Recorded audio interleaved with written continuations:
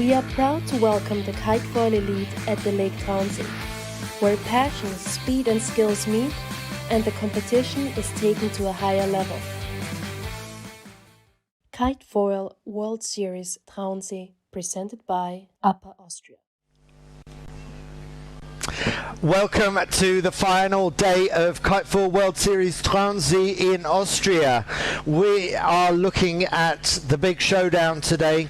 The 23-meter kites are kissing the sky. The question for me, Andy Rice, and my co-commentators Mirko Babini and Lorenzo Boschetti is, will they stay in the sky? It's been a challenging week so far. We are keeping our fingers crossed that we are going to get lots of races in today.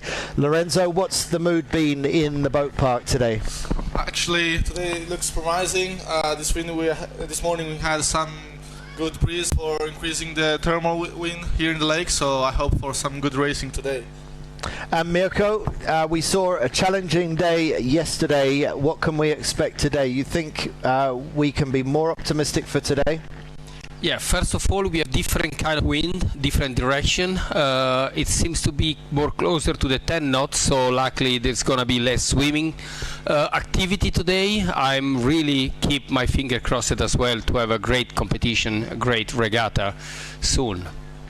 Lorenzo, you're world ranked #1 in Formula Kite. You're carrying an injury that hopefully you'll be over very soon, so we wish you the best for that, but it's our fortune to have you in the commentary today with me and Mirko. As a competitor, what would you have learnt from yesterday, and what would be the focus for you getting off this start line today? Thanks for everything, and yeah, I think for today the main things is to have a good start, clear start with nobody in front of you and with a good air.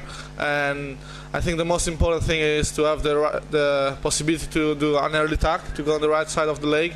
Yesterday we saw more pressure, and yeah, it's true, it's a different day, different wind, so maybe it can change something, but clean start and clear wind is, I think, the key when it's a light wind.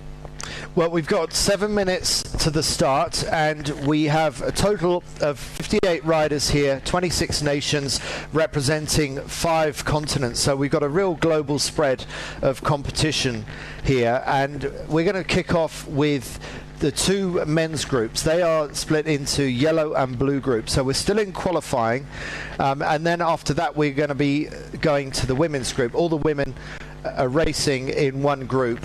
It's really, you've got to be focused the moment you get in the water, don't you, Mirko? Because you cannot afford for your kite to drop, and as much as possible you want to stay on the foil even before the race.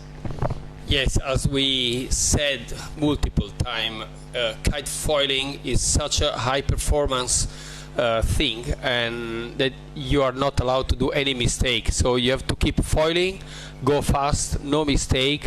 Tacking and jibing need to be 100% perfectly, and as far as you do some little mistake, or if it's not gonna well done a proper tack or proper jibe, you lose 20 meters or 30 meters quite quickly, which it means losing a couple of position on the fleet. And then we have to remember that in those fleet we don't have only 2 riders which they are good and the other one less. They are all of them, they're really good. And so this is the side of the course that you favour, where we're seeing this fly surfer kite going upwind on the right hand side. Mirko, you called that yesterday, but maybe the course configuration is slightly different today. What are your thoughts about the race course? Yeah, we saw the wind was shifting quite a bit. It started blowing more from right side, looking from here, so more to the easterly side, and then it went back to the left. So the windward mark is more close to the position of yesterday, but it seems to be a little bit to the right. And again, the pressure definitely is more on the right side. Okay, and there's still that soft patch up at the top of the screen that you can see in the far distance, looking up towards Gmunden, which is 12 kilometers away. Very clear visibility today, absolutely beautiful in Upper Austria. But where those sailing yachts are sailing in the distance, that's about the limit of where you would want to go on a kiteboard, because Lorenzo, if you go any further up the lake, you're in danger of falling in the water, and there are all kinds of terrible consequences if that happens, aren't there? Yeah, that's true. Not so terrible, but we are not a boat, so we can't stay on the water with our board, so we are sinking. So if you don't have wind, your kite is going in the water and you can't stay on top of the water with your board, so you can't stay dry. So if there is no wind, you can't start anymore, so it's really risky to have a long swim back to ashore. Which we saw many times yesterday, but the signs are encouraging, because we're seeing people get around the top of the course and come back down again. So people have been checking out the windward mark. Yesterday, even testing the windward mark before the race was a hazardous operation, because you might not get back down cleanly, and we did see a lot of kites drop to the water.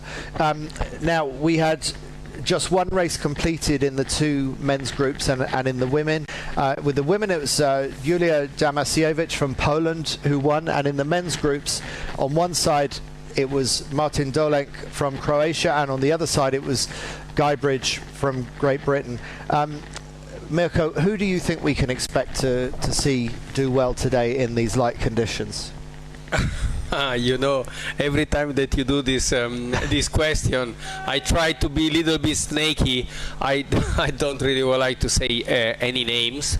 I expected that the good rider, they will try to chase themselves and to stay on the top of the list as much as they can, and also because some of them yesterday they scored quite a bad result due to the mistake on tacking on jibing, where it was not enough wind. So stating on that, I must say that Giulia, she will definitely try to beat Daniela again, and she has the capacity to do so and the ability to do so, but we have to remember that Loriano Lo yesterday, she was swimming when he went at the end of the second lap on second spot.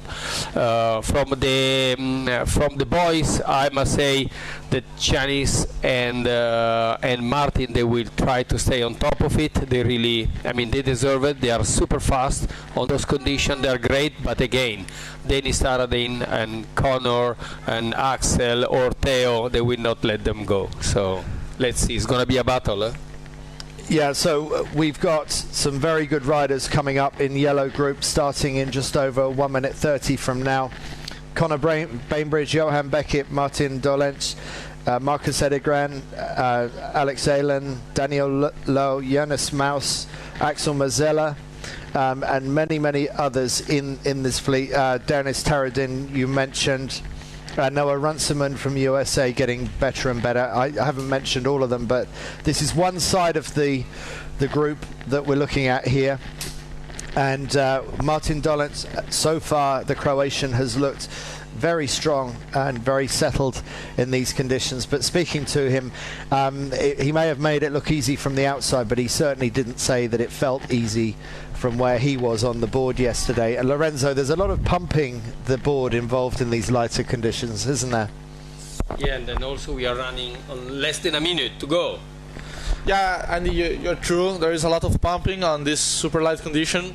That is a tricky maneuver that can help you to save, to don't do a touch and go in the water, because the risk is to don't start anymore. So yeah, a lot of guys are pumping after the maneuvers.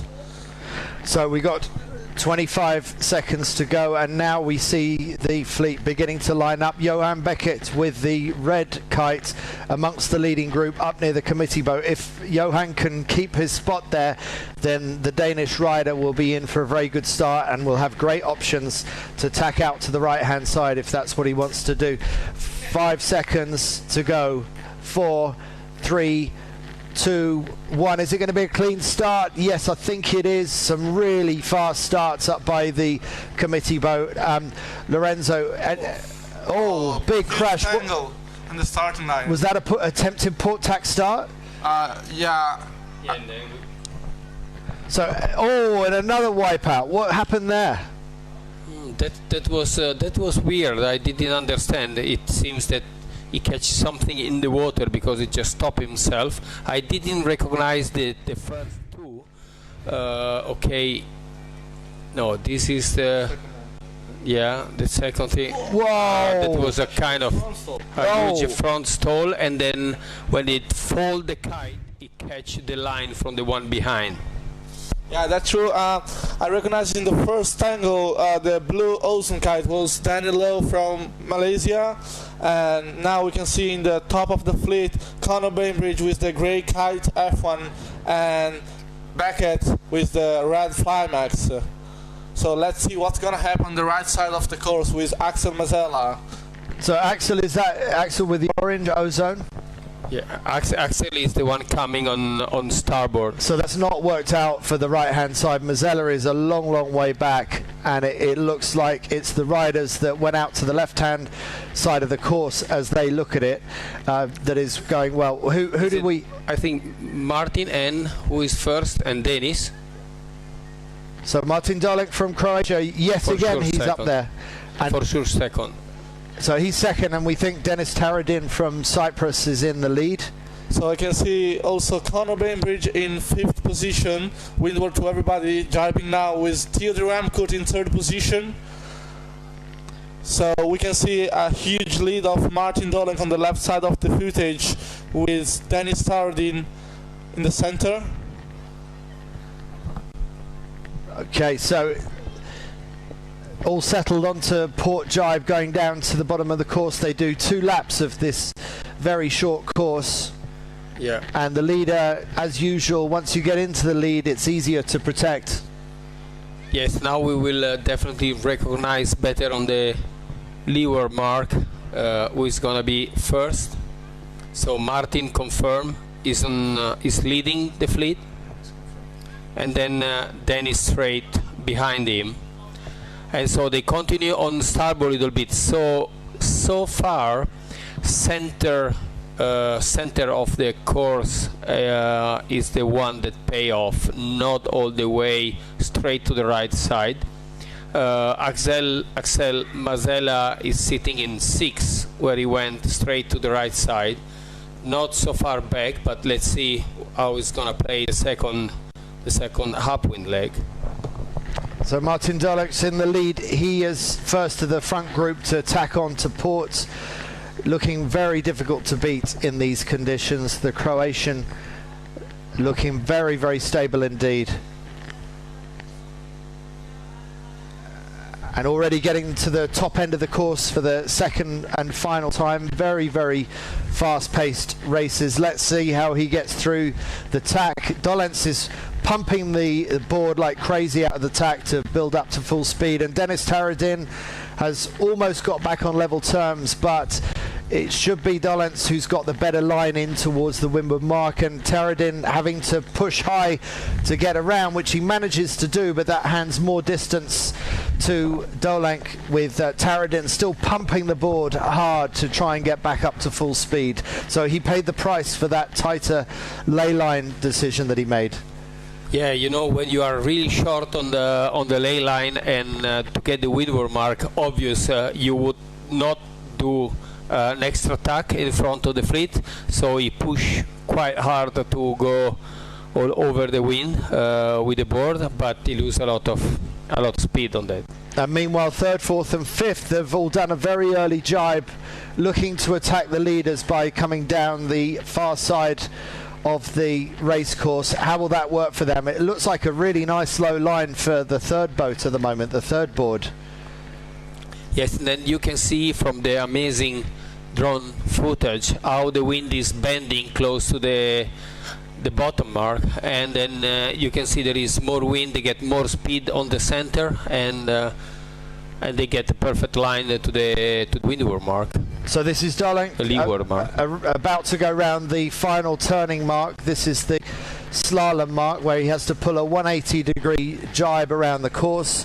Probably won't thank that power boat whose wash he's just had to go through, but he gets safely through that, and he's on his final approach back through that powerboat wash, just about through that, and now he should be home and dry, able to get across the finish line. And this will be another race win for Martin Dolek, who is beginning to show a level of consistency and mastery in these conditions, which some say is random.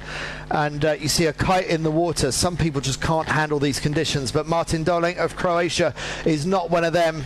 He punches the air again, as he should do. Extremely happy to have won that race. He makes it look easy in these conditions, Lorenzo.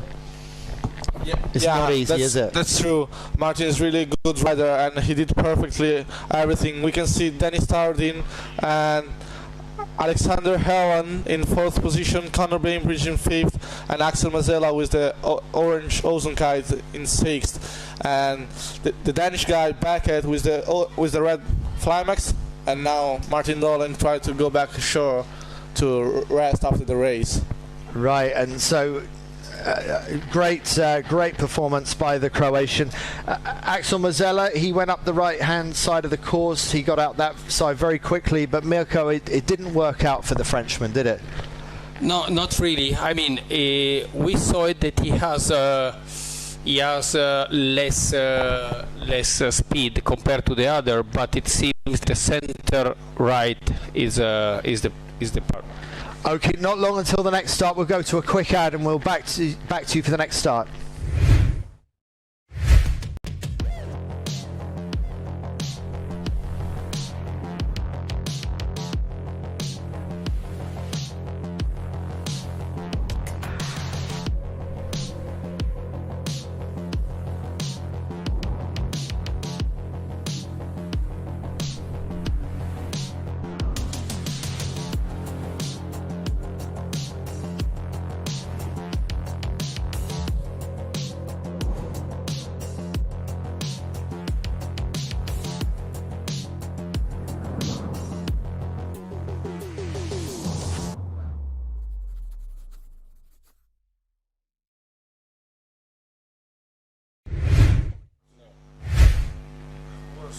Okay, so we are getting into the start sequence for Blue Group now. This is the other side of the lineup, and we will give you just a taste of who's in play for this one. So the reigning world champion in Formula Kite, Theo de Ramicourt from France, Florian Gruber from Germany, very experienced sailing in these light wind lakes, Guy Bridge, who won the race yesterday, and Max Mader, who pushed him very hard, the 15-year-old Singaporean. Some others to mention: Valentin Bontas, the local hero from Austria. Tony Vodisek is also in this group.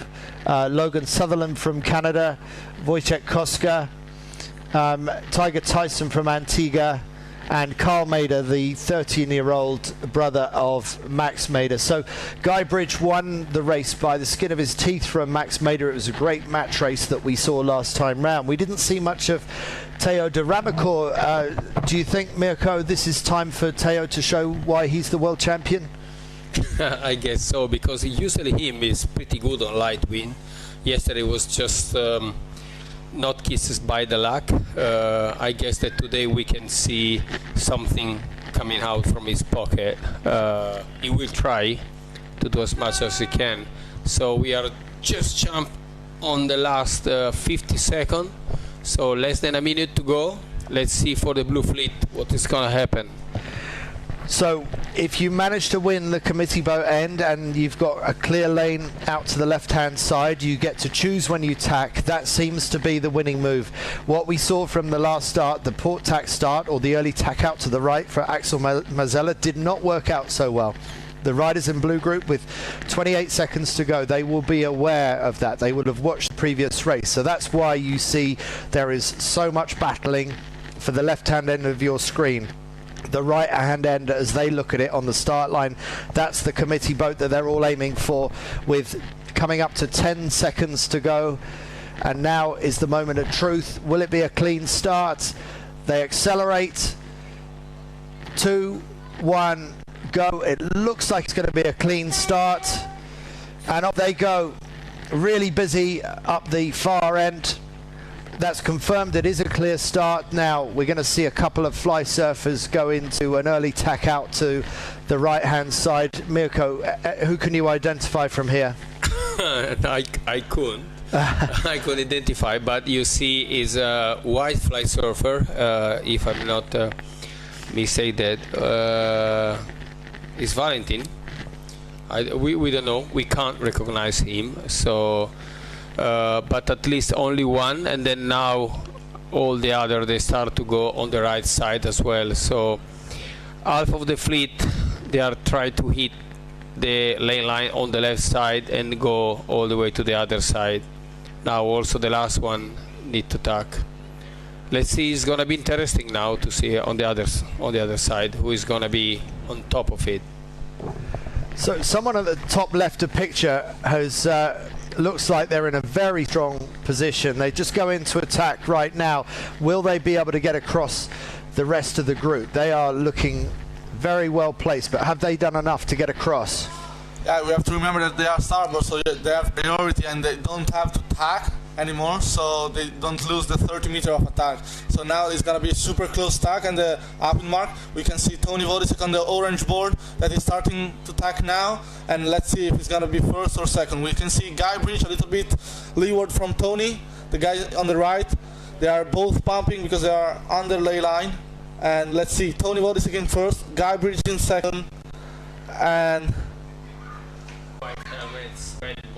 yeah, a lot of guys on the fly surfer. We can see Florian Gruber now on the right side of the course, and guys go for jibing now. Let's see. So Tony Vodicek in the lead. Mirko, what do we know about Vodicek? I mean, we know that Vodicek was starting really at younger age with the twin tip racing, and he went to the Youth Olympic Games on the TTR, and he got the second so silver medal over there, and he start jumping on the KiteFoil, and I mean his skill is no fear mainly. This is why sometimes he's just doing something too much, but everyone knows that he's super fast and super keen to get a bullet. Someone's dropped into the water towards the back of the fleet, but this is what's going on up near the front. The red board has now pulled into the lead. Yeah, Tony Vodicek in the first, and Maximilian Meder third position. It's hard to recognize the guys in second position. I think it's Jakub Jurkowski from Poland and Guy Bridge fourth position at the moment. And we can see Maximilian Meder pumping a little bit after the leeward mark to be a little bit windward to have clean wind from everybody. So which of these three would you want to be right now, Lorenzo? Yeah, to be Tony, it's hard because you have to protect yourself, but now they are going for tack everybody, so he's in the lead, clear ahead of everybody, we can see. And if there is nothing super hard, like the wind changing a lot, we can I think Tony can run the mark as first position. Let's see. So he's looking strong. He's holding his position at the bottom of our picture. Tony Vodicek with the red board, slightly lower line than the board to leeward of him. So he's got to hold on. He's got to be careful not to fall into bad air. And further up the course near the windward mark, you can see there are some kites floating close to the water. They're going to have to watch out for that. Guy Bridge was just start pumping after attack. He hit already the right side of the lane line, and all those four they will be really close to the top mark, I can tell you, for the last downwind leg. So Guy Bridge on a good line into the mark, but has Tony Vodicek done enough with his ley line decision to be able to hold on to the lead? And it seems to be Jakub Jurkowski, the one from Poland, and behind. And that's Guy Bridge, is it, moving into the lead, or is that who's just managed to get on the inside line of Vodicek? So who is there in the right side, Lorenzo, if you recognize him? Is that Guy Bridge now in third, or is the one in front? No, Guy Bridge is in third. We can see Maximilian Meder in front, and just behind Tony Vodicek. Guy Bridge just jibed far away from everybody, and in the first position, it's hard to recognize. Is it Jakub? Is it you, or not? Okay, so we're trying to identify the new leader. So you don't think that is Max Mader? You think it's Max Mader in the lead? Okay, so Max Mader from Singapore, we believe, might have moved into the lead. The challenge we have is that the fly surfer kites are all identical. So we see 3 fly surfers going into jibes now, and we see the blue ozone on the far side. The blue ozone, where has that come from? I guess it's nothing to do with the leader. Well, maybe being lapped. Surely they must be in this race, otherwise they're far too close to the competition. Yeah, so he's going for the second lap, so it was a lapper. Right, okay, so that goes to show the difference that can happen on these race courses between the front and the back of the fleet, even in a short course like this.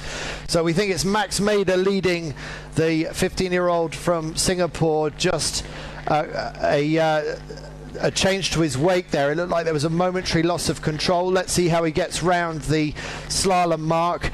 Safely through the slalom mark, so Max Mader of Singapore now in the lead ahead of Tony Vodisek, who's safely round the slalom mark, followed by who do you think, Lorenzo, in third and fourth? It's Guybridge in fourth, is it? Yeah, Jakub from Poland is currently third, and we have Guybridge fourth, and just now jibing Tiger Tyson with behind Florian Gruber in sixth position. And now let's see if Max Mader can stay in front of Tony Vodisek. We know that it's not easy to stay in front of Tony in the reach, but also Max did it this time.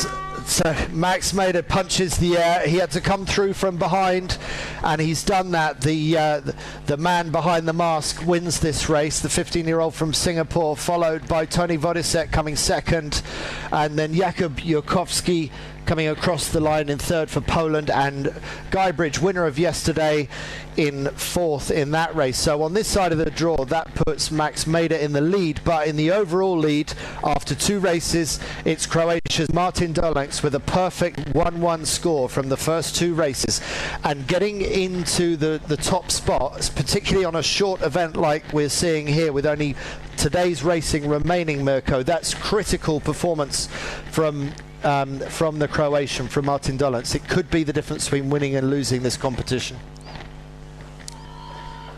Yes, you're right. So let's see, the next race is going to be really important for all of them, because it's going to be the third, and let's see if we get to the fourth for the discard. Okay, we are less than 2 minutes for the next one. Okay, back to you after a short ad.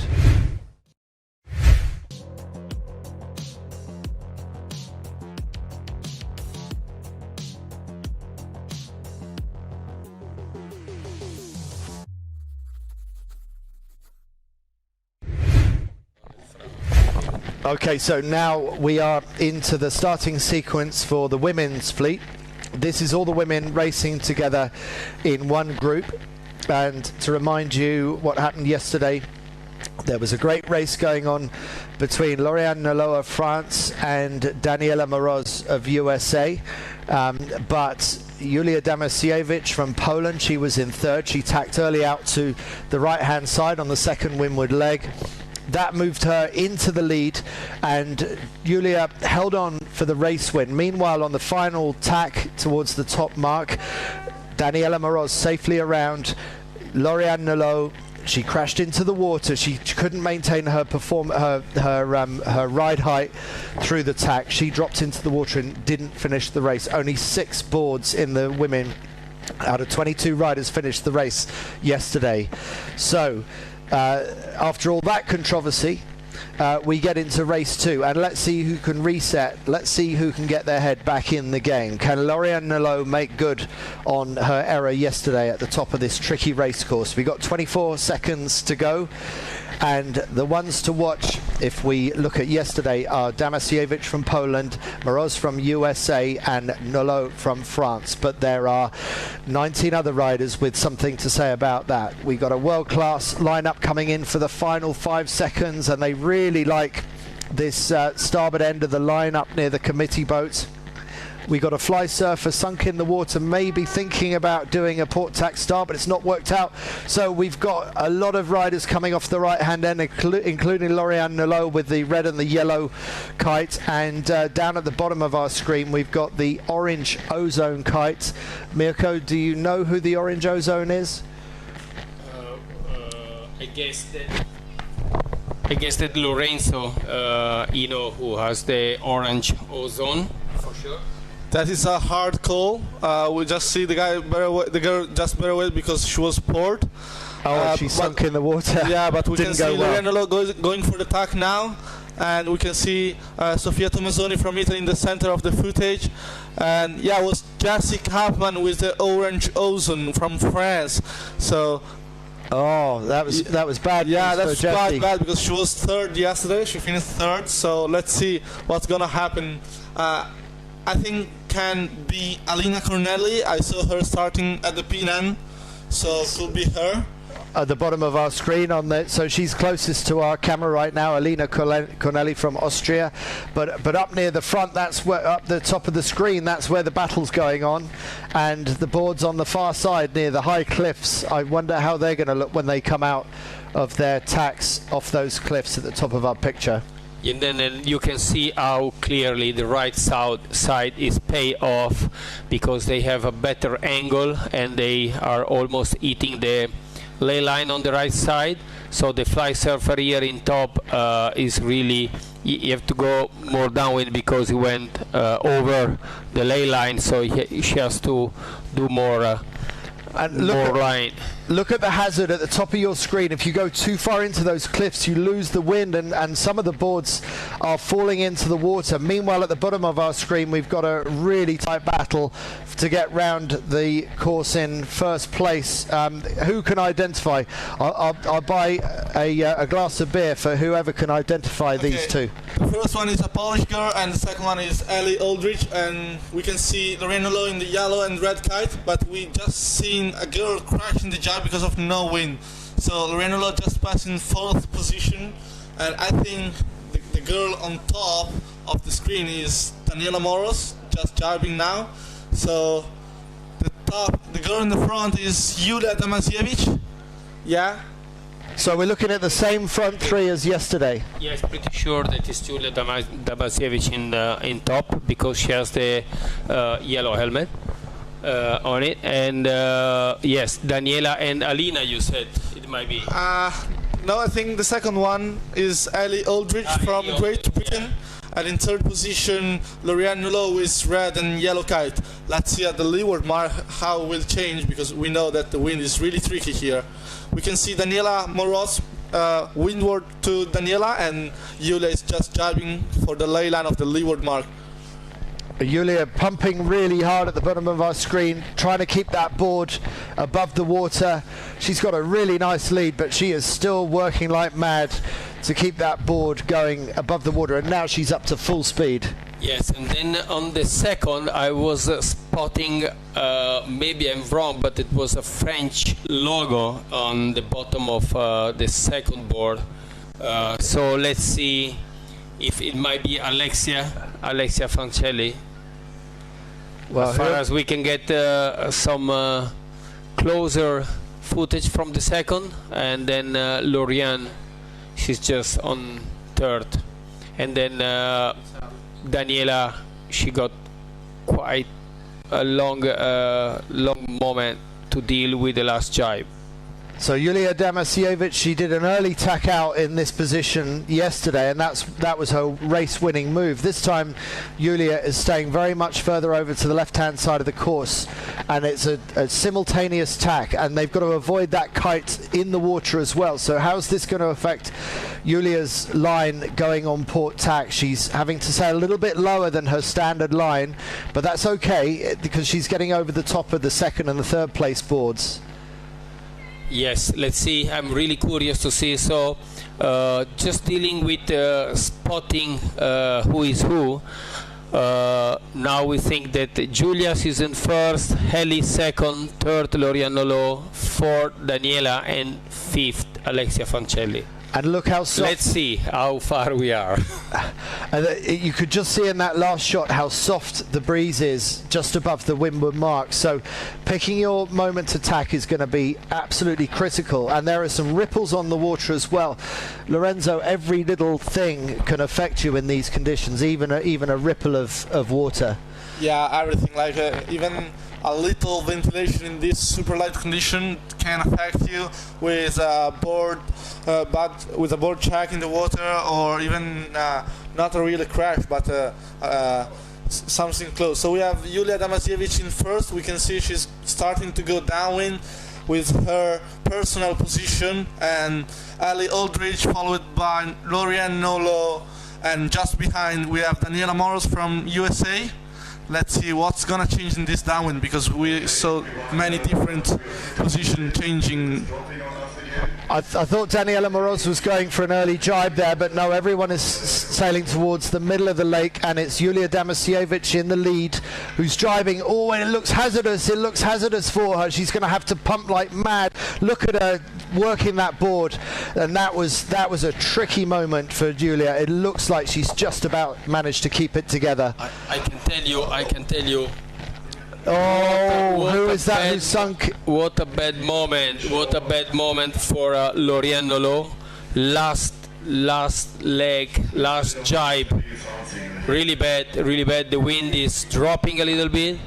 Let's see who we can manage to not making any mistake and do a proper jibe, last couple of jibe to cross the finish line. Julia Damasiewicz, she has to pull off 2 more jibes in this race, and then she should be able to get across that finish line. But you can't take anything for granted. That is 1 jibe successfully completed. It's looking increasingly likely that the young Polish rider is going to be able to win her 2nd race out of 2 heats. So looking to notch up an absolutely perfect series so far, but taking nothing for granted. Approaching this slalom mark with trepidation. This is a 180-degree turn. She's got to keep the speed on. She's got to keep the board out the water. Exactly, you're right. Last jibe, you can think about the pressure. She knows she can't fail. It's the last jibe with this kind of breeze. Just to keep the speed, keep foiling. She will pump straight after the jibe. We will see. Keep the kite behind to pull her outside of the turn, and okay, she make it, and now all the way straight to the finish line. Those power boats also that should not be there, I must say, but look at the second one doing a long jibe to keep soft, just a soft speed, but keep foiling. It looks like Julia's going to make this across the line. Let's watch out for her reaction as she crosses the finish line. I doubt she's even breathing right now. She just is holding on for grim death, and she punches the air. Look how much that means. She's done this twice in a row now, and she is proving. We can see Ali Aldridge in 2nd position with a huge ventilation. That means the water can be really cold, or she can got something like a seaweed or something like that. And in 3rd position, Alexia Panselli, followed by Jessica Kaufman with the orange ozone. Right, so that begs the question, what happened to Daniela Moros? If I'm not wrong, in the footage with Lorianne Nolo, I saw crashing also Daniela Moros, because she gets stuck from Lorianne. They were so close, and she gets stuck from Lorianne jibe. And we can see Alina Cornelli finishing right behind Jessica Kaufman in 5th position. And she's happy with that too. I mean, any finish is a win in these conditions, isn't it? Just to get across the finish line, you have achieved something quite extraordinary. But that puts into perspective 2 wins so far for Julia Damasiewicz, and we will be back to you with the next race after a short ad.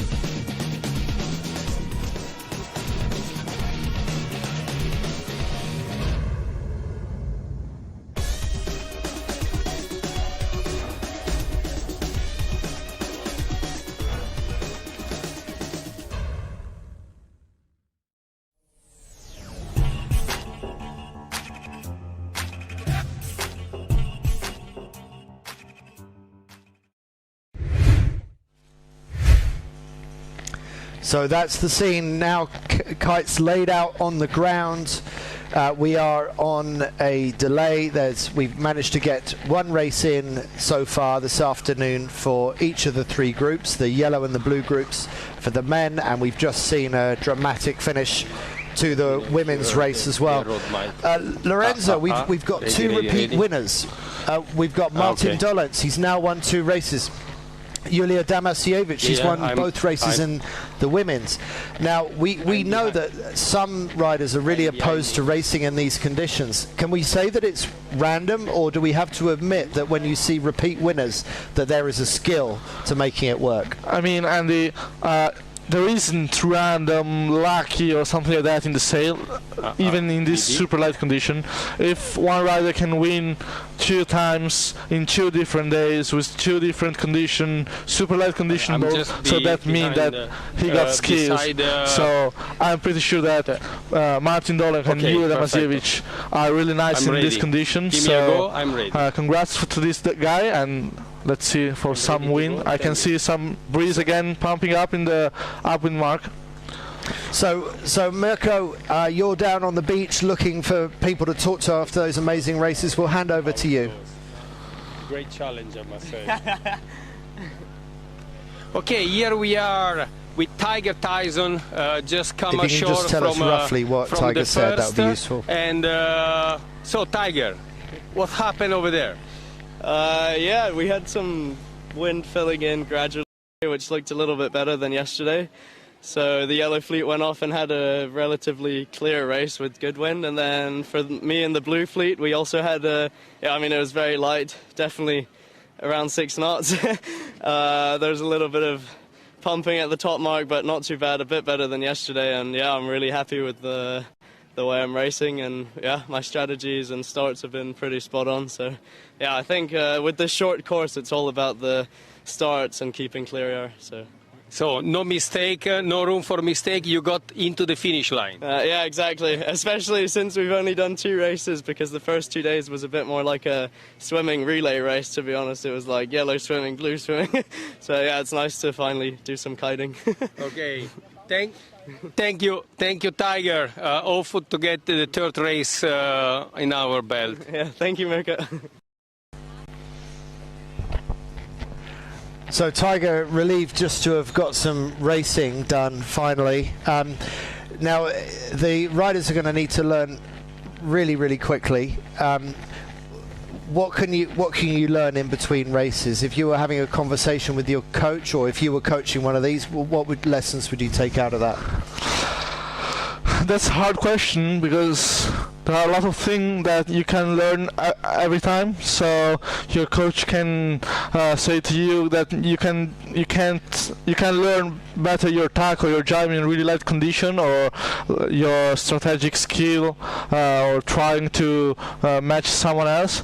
But I think the most important thing is to understand your mistake before trying to learn something else, because if you're still going with your mistake, it doesn't matter if you learn something new, but if you crash in the jibe or in the tack, you can't finish your race anyway. Let's see what we can find out from Mirko, who I believe is with Alina Corneli. Here we are with Alina. She did quite well on the race, but I was out there. Yeah, I had actually a really nice start, and we had a lot of power in the starting line. And then I was arriving really well on the top mark, and then I was like, okay, there is no wind at all. And so I had to overlay and let people go through. And then I had to tag behind them, was overlaying a lot the top mark, because it was quite glassy right there. And then it was weird, like there were some patches of strong wind, some patches of no wind. So it was again like yesterday, just survive, do your tags, do your jibes. I was overlaying a lot so that I reach everything in case there's a wind hole. And yeah, and in the end, I think I became 5th or 6th. So it's pretty good. Yeah, yes, you did well. Yeah, so 5th or 6th at the end on the finish line is quite a good result, at least to cross in the finish line. But you play well, because there is no room for any mistake on this condition. Yeah, that's it. And I mean, of course, I would have loved to tag earlier and do a proper lay line. but I think I'm just happy that I made it in 5th position, that I didn't crash on a tag or a jibe, and that I had always a bit of wind because it was up, down, but I think it was better than yesterday in the race. Yes, thank you. Hopefully, keep the finger crossed for some more wind. Thank you. Thank you. Sorry. So Alina Corneli, very happy to have kept herself above the water. That is one of the key skills, is just to keep the board above the water. We can hear that some people are going for protest. That's a board against board protest. This is serious stuff. There's prize money on the line. This is the KiteFoil World Series, the first event of the year. Well, Yulia Damasiewicz, she's just been charging her iPhone in between racing. Julia, if you want to join us, you'd be very welcome. So we're gonna get Julia in. Congratulations, just incredible. How people are trying to work out what is the secret. Just tell the people looking at the camera what is the secret to these crazy conditions. Honestly, I think it's a lot about pumping. Like, you know, guys, it's really tricky conditions and the wind is very light. So I think pumping is a clue to get it. Pumping on the maneuvers, of course. And also I think now, I don't want to tell all the secrets, you know. No, you're not going to tell us everything, but we did see that pumping out the jibes was critical, especially on that final run to the finish. You nearly lost it, didn't you? You just about managed to keep it going. Yeah, that was really hard. I have to say that it was the moment that I thought, am I going to drop? Am I going to drop? No. And yeah, I kept it going, so yeah, that's fine. Were you aware that others were crashing into the water behind you? Yeah, I heard that, I saw that. So that was, I don't know if I can say that was motivating to push even more, but I did it. Yeah, you absolutely did. And some people would be saying these conditions are too random to race. Or what do you say? You've won 2 races. Do you think it's okay to race in these conditions? It's challenging, of course it's challenging, and it might be the reason that I'm training a lot in those kind of conditions. It might be the reason that I'm doing so well. Yeah. So basically I think that is a alright condition to race, but still it might be challenging for some riders. Yeah, well, Julia, it's been amazing to watch you so far. Keep up the good work, keep that pumping going, and we will see you out on the water in not too long, I hope. Yeah, keep your fingers crossed. Thanks very much, Julia. Thank you. So, see you later, Julia. And Mirko, we understand we've got another rider that we can go to, so over to you, Mirko.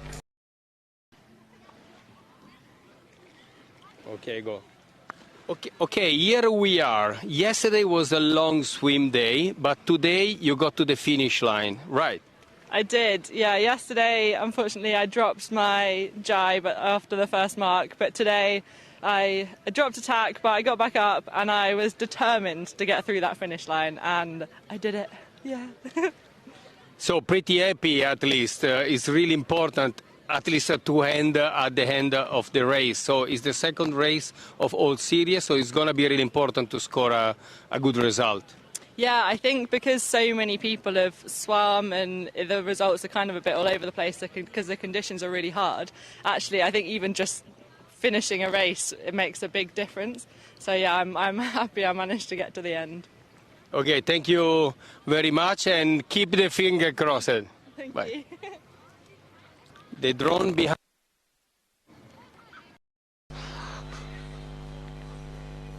Okay, so that's Mirko on the beach with Katie Dabson. Now, Katie, she won the NACRA 17 World Championships a few years ago. If I'm not wrong, I think in 2017 she won the World Championship in NACRA 17. Yeah. So that's an Olympic class. These days it's a full foiling class, but it's sort of a semi-foiling catamaran, and now she's made the switch to kitefoiling, and she says she's never going back. Once you go kitefoiling, there's no way back to anything else. Is that right, Lorenzo? Yeah, that's right. This winter I had the opportunity to stay with Ruggero Tita, the gold medalist of NACRE 17 at the Olympics of this year, and I teach him how to kite, and he was close to say, okay, I passed to kitefoiling class and I will leave NACRE 17, but come on, they are a team, so he can't live like that, so he's going on with NACRE 17 even because he's, I think, one of the fastest of the NACRE 17 fleet we saw in the past races, huh? Well, no, absolutely. I mean, since they've gone to full foiling this year, Ruggero Tita and Caterina Banti have been the absolute world-class act, reigning Olympic champions and winning pretty much everything this season. So if you manage to convince Ruggi Tito to come over to kitefoiling, you would possibly be even less popular in Italy than Berlusconi. So be careful what you do. I think I will just laugh this question. But yeah, I think you can convince 1,000 sailors to pass to kitefoiling instead to do a sailor, to be a sailor, because everybody want to feel the adrenaline, feel the fast boat, and we are super. I think we are the fastest single boat that you can sail. Like there is no boat like this can go so fast and just with one person. We spoke about yesterday about Sail GP or AC 75, but they are there are 12 guys on the board on the boat, so it's not single man on. Tens of millions of dollars to be able to go that quickly, whereas we're talking a few $1,000s or euros to be able to achieve these kind of speeds that most of us, I will never experience, and most people watching might never experience. But if you are young enough to have a go at this sport, then have a go, because it's so exciting. For me, 30 years ago, the equivalent for me was the 49er. The 49er skiff was the fastest, most exciting thing there was, and now there are other things that have come along since, but nothing quite so spectacular and challenging as kitefoiling, as we've seen today, in winds of sometimes just 3 or 4 knots, and we're seeing speeds on the water of somewhere around 25 knots or so. I mean, multiple times the speed of the wind. It's incredible, the efficiency of these machines, Mirko. Yeah, I mean, the evolution of the foil, hydrofoil, and I mean, talking about our sailing discipline, kitefoil, the high performance is just insane, and I guess that no one of us would expected high performance. We would expected great performance, but not 4 times the wind speed, which is quite impressive. Now tell us about the mood in the boat park. What are people saying about those races? Did they have fun, or are they thinking that was too much? No, you know what I got from the feeling then talking with the people on the launching area, it was almost the same thing. Okay, let's do the race today. Our challenge is not to swim, not to make mistake, have an overview 360 degree everywhere, not to get into the patchy side or where the wind is really tricky, and not make any mistakes. So the goal was get to the finish line no matter what. The last interview with Kate Dobson was quite interesting, because yesterday she was just swimming, and today she said, I'm really happy that I was the last one crossing the finish line, which sometimes is not good, but here it was the right things to do. So amazing. Any finish is a win today, isn't it? Exactly, that's the point. Now, Lorenzo, looking at the water, the color of that water, what does that tell you? Actually, the wind is peaking down at the top mark. There is nothing more wind.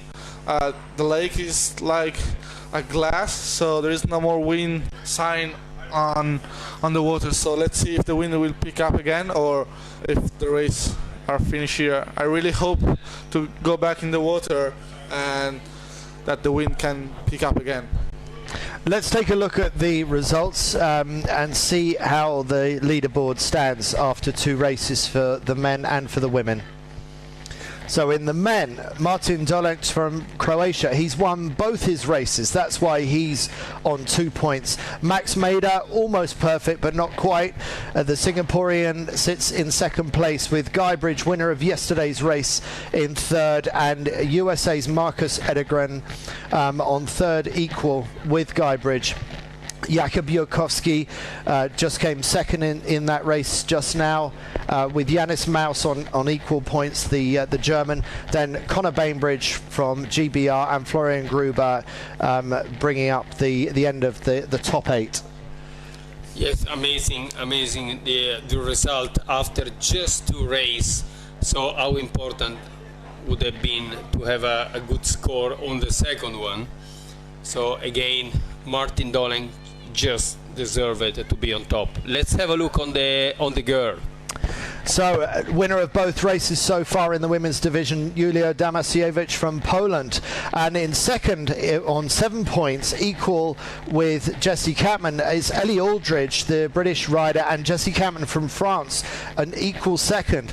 Alina Corneli from Austria in fourth. Daniela Moroz in fifth equal with Alexia Fancelli from France, and then another British rider, Jemima Craythorne, in seventh. In eighth, Sofia Tomasoni from Italy. In ninth, Leonie Meyer from Germany, and in 10th, Carolina Larsson from Sweden. And there are some big names missing from that top 10, Mirko. Yes, you know, it's really bad to see Justina or Dominika and also Katie Dobson on the 11th, so outside of the top 10.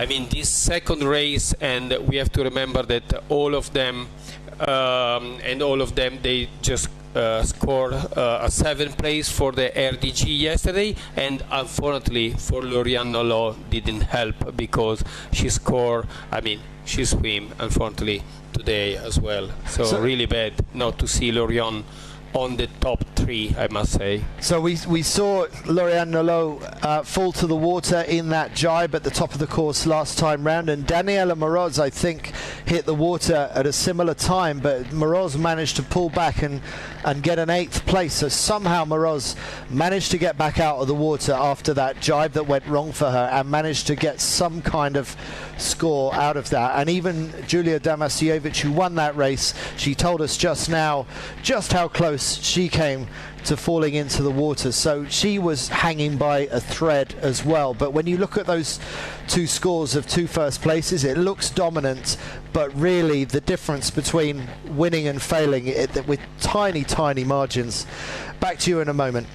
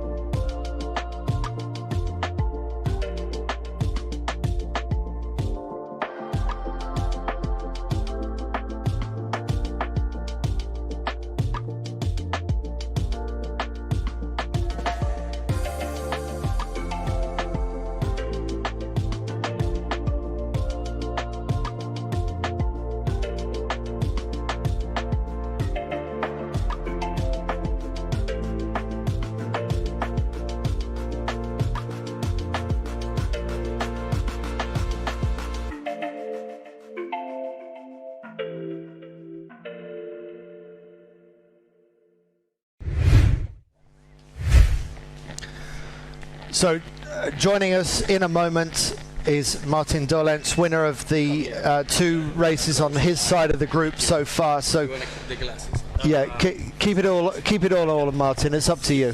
Stay close to me so everyone can see who you are. Yeah. Hi everyone. I hope you enjoyed the show. Yeah, and I hope we get some more wins, so we make some more show for you there. How much did you enjoy putting on that show for us, Martin? Can you enjoy it, or is there too much at stake? Well, yeah, there was definitely a part of me that was like intense and like a little bit, you could say stressed, but yeah, and there was a big part of me that enjoyed the whole thing, and like there was just so much adrenaline in me when I was winning, and like going on that final reach, I was like really like super focused, and I think for me that's the feeling that I'm always looking for in racing. Yeah. There was a bit of powerboat wash at times as well. How concerned were you about the powerboat wash? Can that affect you in those conditions? I think on the sea it affects us a lot more, yeah. But honestly, here I didn't feel it that much, yeah. So that was fine. And we've seen a lot of kites drop to the water. How many moments have you had where you've thought, this is it, I'm never going to be able to keep this kite in the sky? Today, actually, I was quite powered on my 23, yeah, throughout the whole race. On the second upwind mark, it was a bit light, to be honest. But on most of the race, I was like really powered. And who else to you is looking good out there on your side of the group? Today, Dennis was definitely giving me a really hard time. I had some really close racing with him, especially on the marks. And yeah. Pushing you from the back. No, Max is in the other yeah. fleet. Yeah, he's in the other. He won the blue fleet. Also, Janis was there and Marcus Edegan.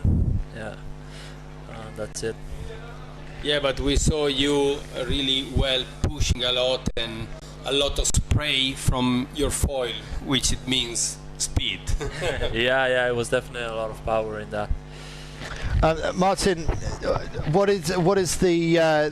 Are you surprising yourself by your performance, or were you expecting to be strong in these conditions? I don't know if I should be honest or. Yeah, I mean, I'm gonna be honest and just say that, like, yeah, we did really a lot of training, and yeah, I am a little surprised, and it makes me really happy. I wasn't expecting to be this confident, but also I'm not super surprised because on the training with Max, I already knew, okay, I have a good speed and good everything. So yeah, I'm not scared about my performance. Yeah. What about training with Max Mader? Because we're seeing him perform well, and he's a consistent performer. Tell us about that working relationship with Max. Well, yeah, it all started last year in March or in February actually. I said, Max, look, we have a boat at my home spot. It's really good. We have wind every day. And he came in March and said, yeah, I'm going to stay at your place for maybe, like, let's say 2 to 3 weeks. And long story short, he stayed in Croatia for 6 months, and we trained, and we just found really good chemistry for training between me, him, and my dad. And yeah, I think that was just what helped both of us grow really. Yeah, because obviously he won a few things, and I'm obviously in good performance now. So yeah, I think it's a really good cooperation. So now it's you in first and your training partner Max Mader in second. Obviously you're very happy to see it that way round between the two of you. Yeah, for sure. Yeah. Yeah, it means that works well at the end. So both of them, they did quite a good job. Huh? Yeah, for sure. So Martin, how are you keeping yourself ready when you've got to be up one moment for competition and then you've got to be down the next? How do you keep your head in the right space? Yeah, well, that's the most difficult part about this regatta, because yeah, we just did so many races that were abandoned, and before every race I I don't know, let's say try to be fully focused, and then they cancel a race, so it's a bit hard on the mental side and quite tiring, to be honest. But yeah, now I try to relax and not lose my focus, and then when it's the race I just focus on the right things, and that's it. Try to focus on the right things at least, yeah, which worked out in the last 2 days, so hopefully it will work out in the afternoon as well. Great sailing so far, Martin. We wish you the best for the rest of this afternoon. Currently leading the KiteFoil World Series. Thanks very much, and we'll watch out for you, see how you do in the next race. Yeah, thank you very much. Yeah, have a good show. Thank you. Now, thank you, Martin. Looks like we have Lorient and Daniela coming to join us in the booth. So wrap it up for the and wrap it up with. No. I think we don't want to miss. Come here. We don't want to miss this Come opportunity. Here. We can stay all together. Here inside of the street, you can see. Okay, we are. nice and cozy. Okay, Lorian and Daniela is on you, Andy. Right, we're shoving down. We're trying to fit all of us in, and so. There is not enough. Okay. Sorry about that, Mirko. No. I was trying to get all of them squeezing. So Lorian, a disappointing race for you. You were keeping it together until the final run. Tell us what happened in the final run. Yeah, it was going well and pushing hard. The thing is, it was looking windy, but the wind is so warm that you have no pressure at all in the kite. And yeah, we saw the man struggling the race just before us, so we knew it was going to be really, really hard. And yeah, when we arrived together at the top mark for the second laps, we just arrived in no wind at all, and we tried to jibe to like come back on the bottom of the lake to have more wind, but it was just nothing. So yeah, we both crashed and stayed there. Now we didn't see what happened after that, Daniela, but it looked like you actually managed to get back up and running and get an 8th place. How did you manage that? Yeah, it was super light up there, and it was just a matter of trying to keep the kite up in the air, and I was thankfully able to just get one little bit more breeze and be able to get back up. But yeah, it was just super, super tough conditions, and you really had to be on top of it and be tagging and jiving in the right places. So yeah, it was tough out there, but good learning experience and good practice, I guess. So yeah. If you could actually just hold the microphone, that would be great, and hold it quite close to your mouth. So you had a completely different view about whether that race should have happened yesterday. That's the impression that I get. What is the view between you two today? Was that a legitimate race that you saw just then? What your thoughts first, Lorian? So yeah, for me, obviously I feel a little bit unlucky. Like between yesterday and today, it's looking like I'm always in the wrong place at the wrong moments. So I'm not really sure if it's me or if it's just the wind is playing with me. But yeah, it's for me it's unfair, for sure, because like we arrive in no wind and like we just have nothing to do but like swimming. So it's like for sure it's horrible. But as like Dee said, I think it's a good training. And I mean, I'm just hoping that it's going to be done, and, and that's it. Daniela, what about you? Because we can't ignore the fact that Julia Damasiewicz has won both races so far. So it looks like, and the same with Martin Dolec on his side of the men's group, it looks like some people have got an understanding of how to make these conditions work. What's your thoughts? Yeah, definitely. I think I've always struggled with light wind conditions, and it's something I've progressively worked on throughout the last couple of years, and I definitely feel a lot more confident, but obviously still have a long way to go just in terms of getting better. And there's definitely, yeah, it takes a lot of finesse and a lot of feel, and you just need to have that right touch to it. So, yeah, I'm working on kind of to keep improving that, and I definitely think, yeah, Julia was so fast today, and once you get out in front, you're in the clean air and you can just keep pushing away from everybody else. So yeah, it's really tough to catch up once you kind of are already behind, and she cleaned up really well. We are, all forms of sailing are a getting richer kind of sport. That's why the start is so important. You've got to get that clear air, and we're really seeing that here, aren't we? That once you're in front, it's much easier to defend, isn't it? Yeah, 100%, especially in these really light and marginal conditions. Like, you're always fighting for any bit of clean air, so it's definitely a big priority going into the rest of today, hopefully, if that happens. Now, looking further up the course, Lorian, what do you reckon to this? It looks like the breeze is coming in again. Yeah, I mean, it's been 4 days. It's going like it's doing on and off, so I will not be too happy too fast. And we are the last split as always, so yeah, the wind have the time to change. And are you saying the women should go first? I don't should know, be ladies just first? like, I mean, we're never happy. I mean, like the yellow are complaining that they're always the first and always trying in bad condition. the blue are like, well, yeah, we're in the middle, so it's not good, and the women are like, we are always the last, so the wind is always like horrible. So yeah, we're really good to complain, but yeah. You've got to work on your unhappy face, because even when you're unhappy, you're still smiling. So yeah, I'm with good friends, and like the vibes is pretty nice. So yeah, it's breeze on. I know tomorrow I will like leave this lake, so yeah, I'm happy. Well, yeah, no greater advertisement.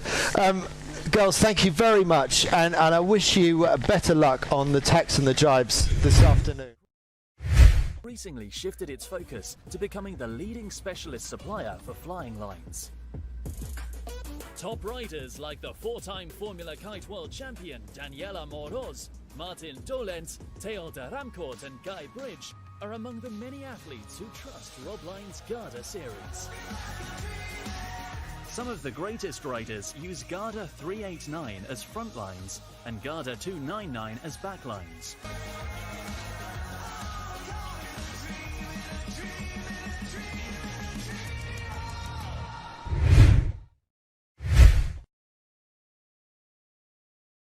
To Lauriane Nolot and Daniela Moroz for joining us in the middle of their competition to share their thoughts on the racing so far. And I think it's safe to say that we've got some slightly different opinions about whether the racing should be happening in these conditions or not. One way or another, I hope you're finding it entertaining. I'm loving talking to these sailors. We've got 20 minutes until the start of the next race, so the riders are going to be removed. Oh, we've got another visitor to the tent. Do you want to come and have a conversation with us? Come and have a seat. Come and have a seat in the middle. Well, so who are you? What's your name? VJ.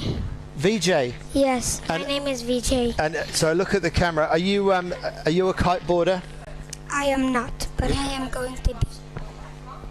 You're going to be a kiteboarder one day? One day. Yeah. How old are you? 6. And who are your brothers? Max and Carl. So that's Max Mader and Carl Mader. Yep. So your brother Max is coming second in the men's competition at the moment. Have you got a message for Max? He needs to pull his socks up and do a little bit better than second, doesn't he? No, that is pretty good for him because first, second, third is top 1, so we don't have to worry if we're in those places. I'm okay with Max being in second, so no worries. Okay, and how long have you been coaching your brother in kitefoiling? Since I was 6, I guess. Right, okay. Well, he's obviously getting a lot out of your advice. What message do you have for Max this afternoon? I don't know. Yeah, you're going to let him do his own thinking? Yep. And what's your focus for the afternoon? Are you going for a ride in the unicorn, the inflatable unicorn? No. I'm just going to eat lunch first because it's 2 o'clock and I haven't had lunch yet. Oh, what are you going to have for lunch? I don't know. Yeah, what about a burger, or are you a vegetarian? No, I'm not a vegetarian. Right. Okay. Well, thank you very much for joining us, VJ. And I know that in another 10 years' time, we'll be interviewing you as one of the top kiteboarders in the world.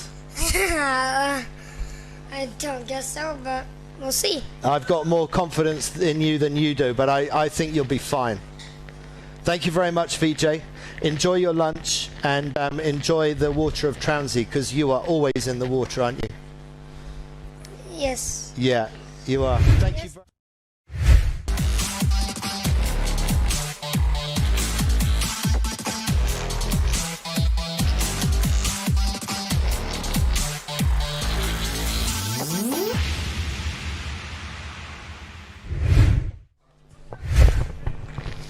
Okay, thanks very much to VJ.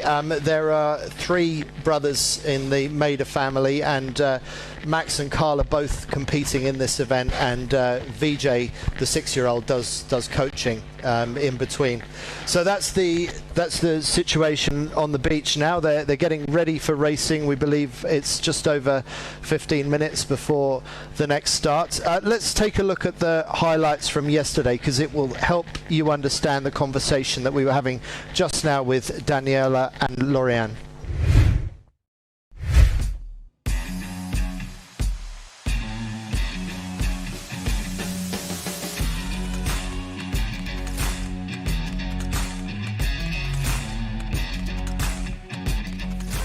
Game on!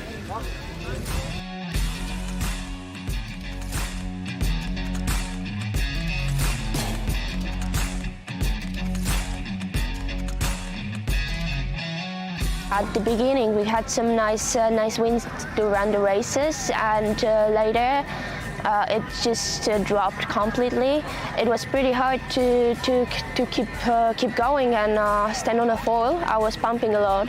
I have to admit that it was basically a pumping contest. A lot of pumping to keep going, and unfortunately for some riders, the races ended up in the water where their kites wet. So yeah, it was pretty challenging for all of us.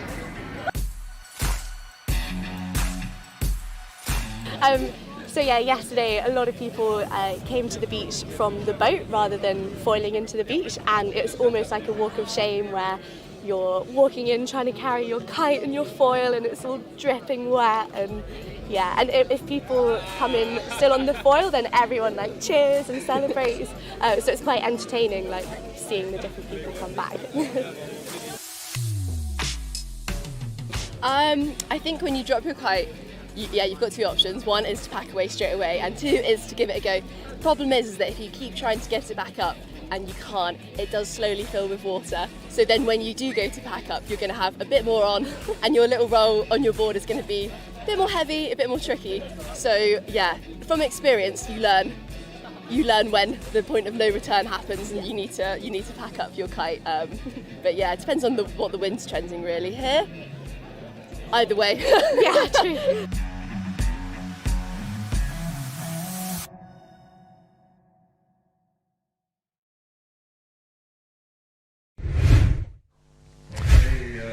So, well, looks like we're getting decent wind. We're just hearing about 8 to 13 knots of wind we're hearing on the racecourse, which is probably the best that we've had since we've been here.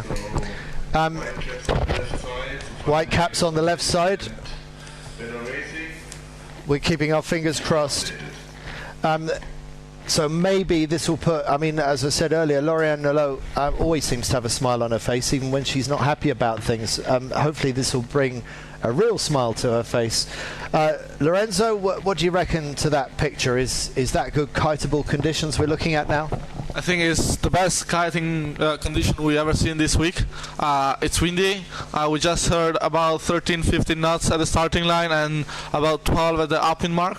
So it's perfect condition for everybody. On this condition, everybody can ride, and so it's gonna be a really good racing for everybody. I really hope it's gonna stay like that. Mirko, would there be any consideration about changing kite size? Will anyone change down to a smaller number? Honestly with you, I don't think so, because also if the wind is gonna hit 13-15 knots, they are scared to get less wind soon, so maybe fill it in, but then it will decrease a bit, because it's not forecasted, this kind of wind. So I guess that they will prefer to stay overpower but stay out with a bigger kite. And there's a line of breeze where that yacht is on the right of our screen. What's going to be the best way up the course, do you think, Mirko, to make the best of that line of breeze? Yeah, there is better wind also close to the windward mark, and we are about 10 to 15 the wind average almost everywhere, so it looks good, and there's perfect sailable condition. As Lorenzo said, the better condition that we saw so far all over the week. So let's get it started. It's 10 to 15 knots. Yeah. This could be it. And look, there's a foiling IQ foil, the new foiling Olympic windsurfer, flying above the water, going along very nicely. All the signs are good, and let's just hope that this holds out for the rest of the afternoon. It's 2:30 local time, so we actually still have quite a few hours to fit some more races in. We'll play you a short ad and we'll be back to you soon. Lieben und dabei Neues entstehen lassen. Wir suchen den Ort, wo die Natur den Geschmack für Küche und Keller reifen lässt. Wo die Menschen das Schmecken zum Erlebnis machen und hungrig sind auf echte Begegnungen. Wir begegnen den Menschen und finden das Echte. In Oberösterreich.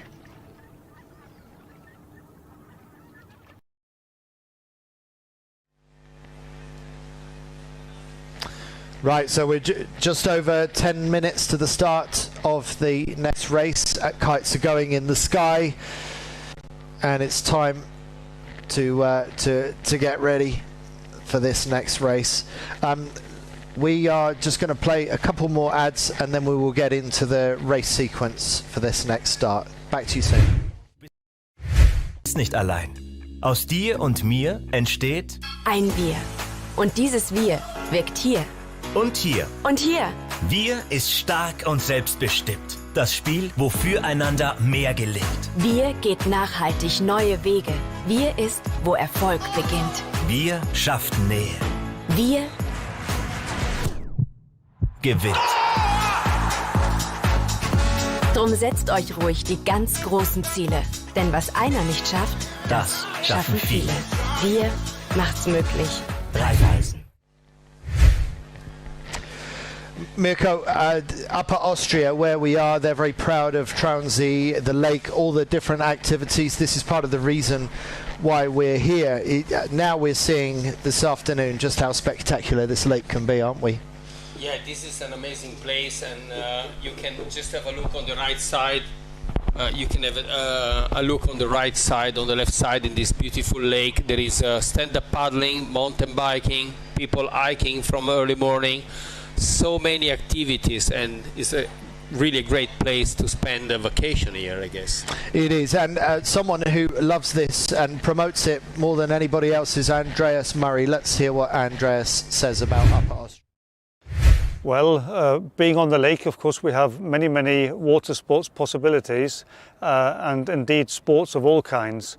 But the lake and the possibility of doing water sports where you need wind has always been one of our USPs, one of our strengths. We have extremely good wind conditions, and that's not just for sailors, but for kite foilers, for wing foilers, which need the wind.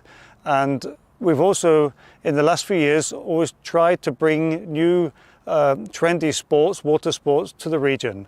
And so it's very important for us to have the kite foilers here, the wing foilers, and I think they feel very well because we have the ideal situation for doing the water sports, but also when you're not doing sports, for your leisure time, that's also important, eating, drinking and having a good time.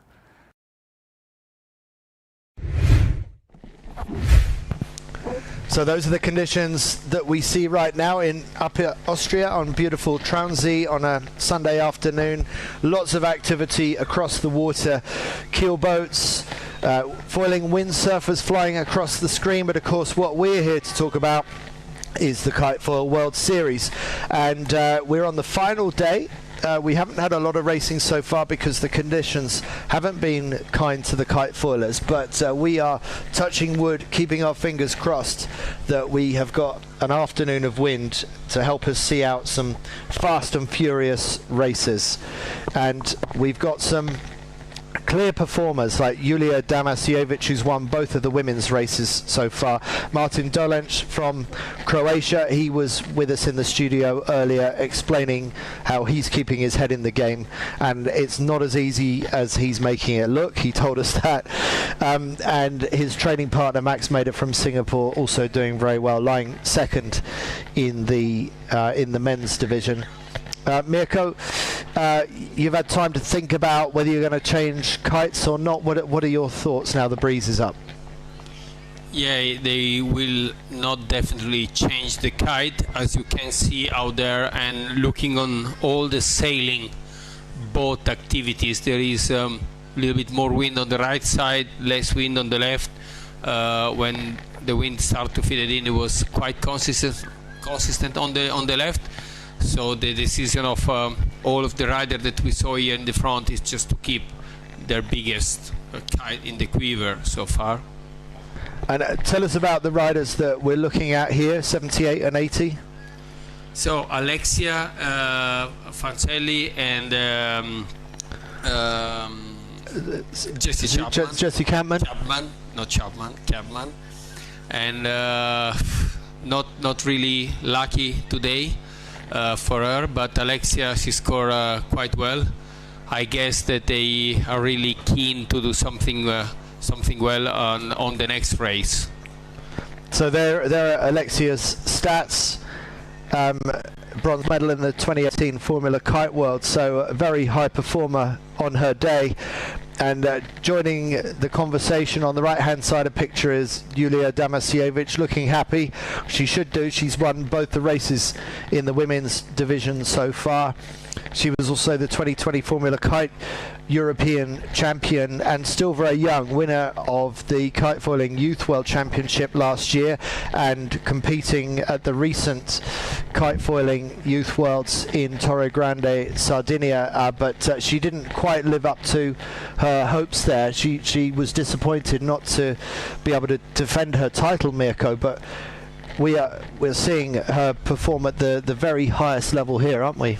Yeah, exactly. I must say that Julia, she just went back to the performance that she can prove to have it again, and like she got a couple of really good results a few years ago, and amazing that is 12 years difference between the Alexia Fancelli, where she was one of the first girl starting kite racing, and she went from the 3-fin all board all the way to the Kitefoil. Amazing how many races she has in her shoulder.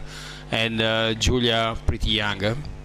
Yeah, still very young, but beating everybody of any age here, the best in the world, including Daniela Moroz, the Kitefoiling Formula Kite World Champion from USA, who even she fell into the water on her final drive this afternoon, managed to get up out of the water and salvage an 8th place across the finish line. So great fight and determination from Daniela Moroz. Yes, a lot of determination. Let's see, I'm really curious to see how the third race goes on. Again, it's going to be really important with such a low number of races. Everyone count and can change a lot on the final result. No more room for mistake. If you have already collected mistake and a bad result, another one, definitely you will sit on the bottom of the list. So it's really important. We got 3.5 minutes. This is the start of another race for Yellow Group. So let's remind ourselves who is in the Yellow Group for the men. We've got Yannis Maus from Germany, Conor Bainbridge from Great Britain, Marcus Edegran, USA, Dennis Taradin from Cyprus, Martin Dolenc, winner of both races so far, from Croatia, Axel Mazella, not seen the best of the Frenchman so far, but could he come good now? Monaco's Alexander Ellen, also one to watch. But Martin Dolenc, he seems to be on an absolute roll right now. The Croatian, we will be seeing if he can win 3 straight races and retain his overall lead in the competition so far on the men's side of KiteFoil World Series Transy. 2.5 minutes to go. Lorenzo, what are your thoughts about this race course? Actually, the wind in the race course seems really good all over the racetrack. Right side, left side, from my view, looks perfect both sides. So I would like to start clean and choose the easiest way without anybody. So let's see what the guys will choose. But we've seen that the right side usually is better. So let's see if this wind is different from before or is just more than before. Okay, I'm going to come back to you about the right hand side of this race course after a quick advert.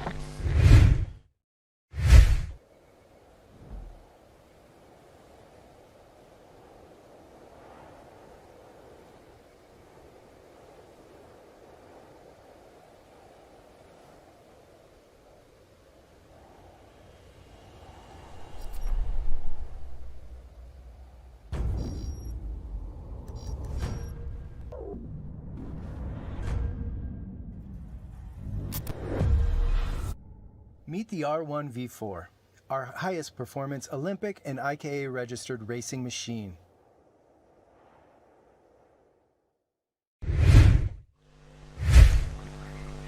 Lorenzo, you're talking about the right-hand side of the race course, and Mirko, you've been a fan of that right-hand side as well, but I wonder if early right has been a little bit dangerous in the lighter winds. Maybe you need to go right a little bit, sort of halfway up the course.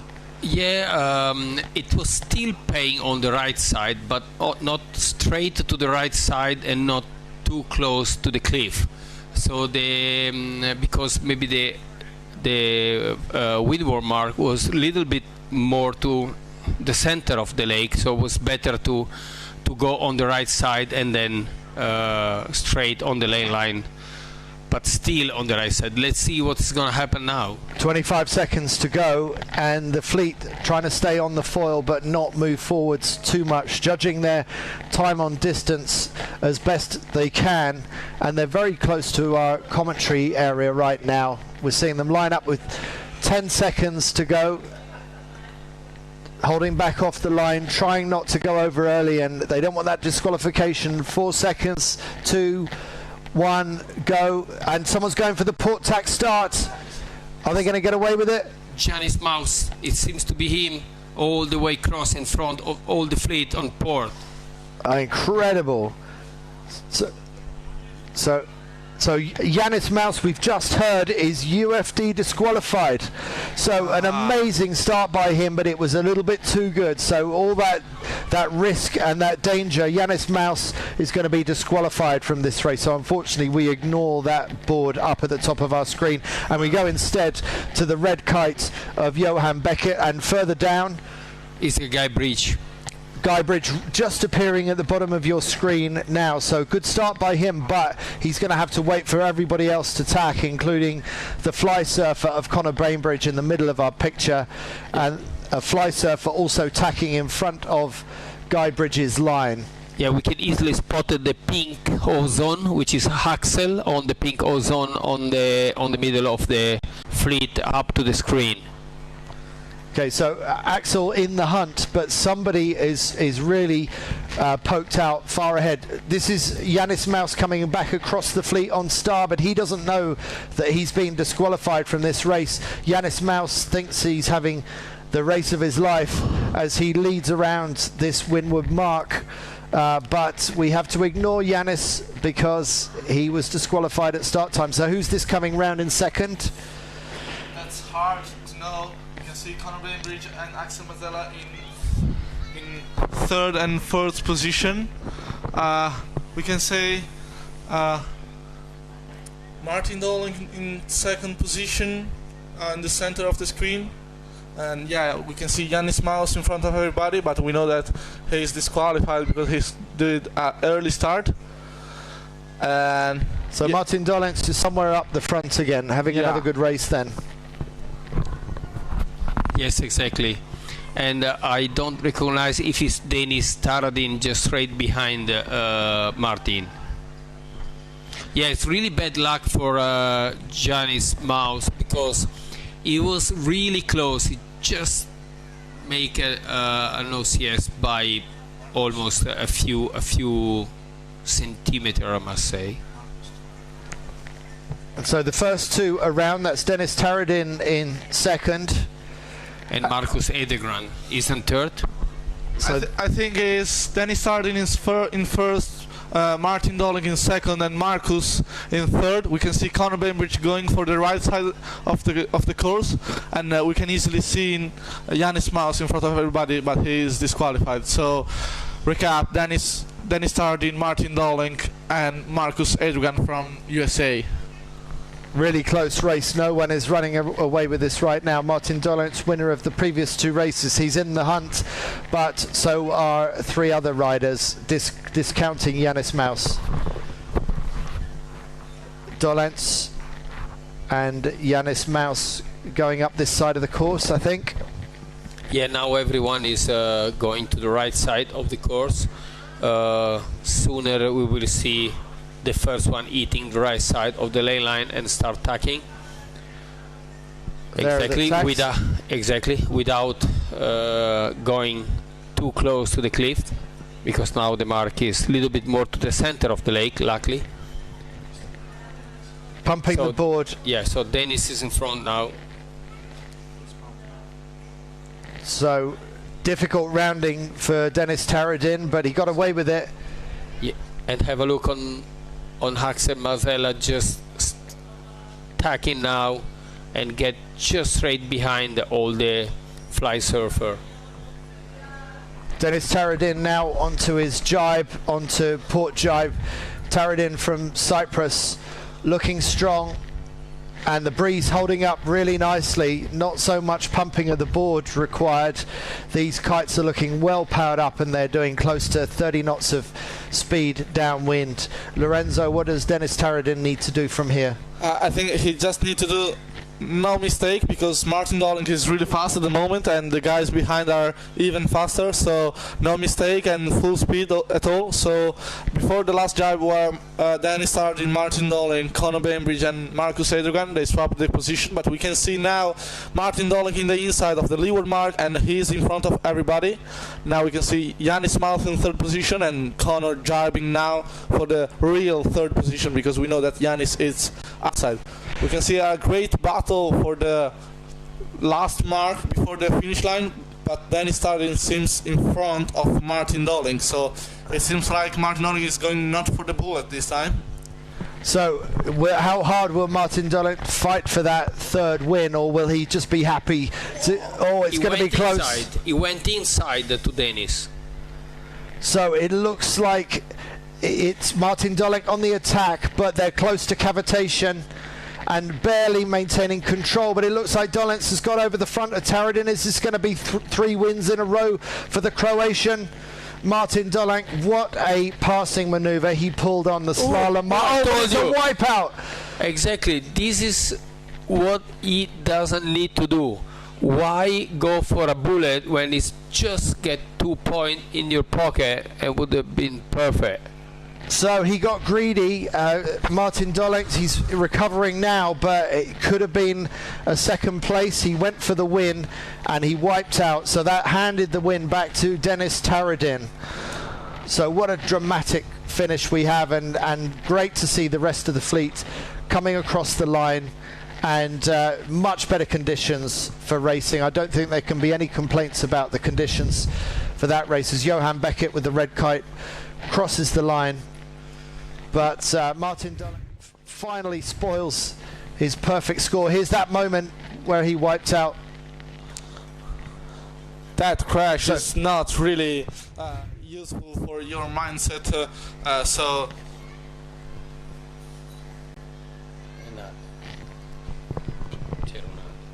So we're just reviewing what happened at the end of that race, and Doling spoiling a perfect set of 3 race wins. 3 minutes to the next race. So we'll go to a quick ad break and then we'll bring you back in for the start sequence of the next race.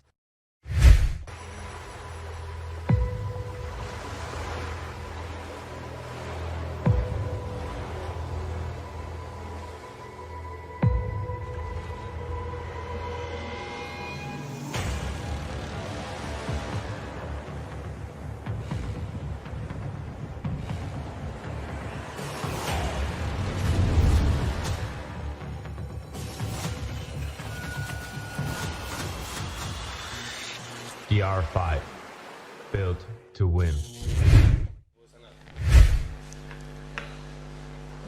Okay, still good breeze further up that race course. Things seem to be coming good, just keeping fingers crossed that it all holds together for the next few hours of competition. Really dramatic finish to that race. Dennis Taradin leading all the way until that last turning mark when Martin Dolenz took the lead. And did he actually do anything wrong, or was he just unlucky? Was he pushing too hard, do you think, Lorenzo? I think when you are in that condition, you have to push, but you still have to know that a second position is better than a crash, and so to finish in like 8th or 10th position. So I don't know, I think he got a huge ventilation over there, and he really would like to win even this race, but I think it was a little bit too much. So we had Dennis Taradin, Marcus Edrigan, and Axel Mazzella and Conor Bainbridge. This is the finish. Okay, let's just give you a rundown with 1 minute 15 to go. Let's look at some of the chief competitors here. So we've got Guy Bridge, Max Mader, he's second overall at the moment. Teo Duramakor, the reigning world champion. Jakub Jurkowski from Poland. We've got Max Mader, yes, and Tony Vodisek also did well in the previous race from the Czech Republic. No, Tony Vodisek is Slovenia. Yeah. And Florian Gruber from Germany, he is also one to watch in these late conditions. We got 40 seconds to the start. And Lorenzo, what do you make of the approach to the start? Now it's harder than before, because if I'm not wrong, I saw a kite that is rescuing in the middle of the starting line, so you need to consider that, and I would like to start after this kite, otherwise I need to change my AP. So race is cancelled, like didn't start because of this guy. We're just getting some interruptions from outside the booth. Sometimes we're asked to go and rescue people from the water, but we're going to stick with you and bring you this live stream. Yes, exactly. When we saw the kite on the middle of the starting line, is a good call to postpone and to clear the starting line. Okay, so that's unfortunate that we've had to postpone that race start. We've got such a tight schedule this afternoon. Of course, that rider didn't want to put their kite there. It's not anyone's fault as such. It's just unfortunate that it happens to be smack bang in the middle of the start. So that was a good call, but a reluctant call to have to postpone that race just then. We'll go to a quick ad and back to you shortly.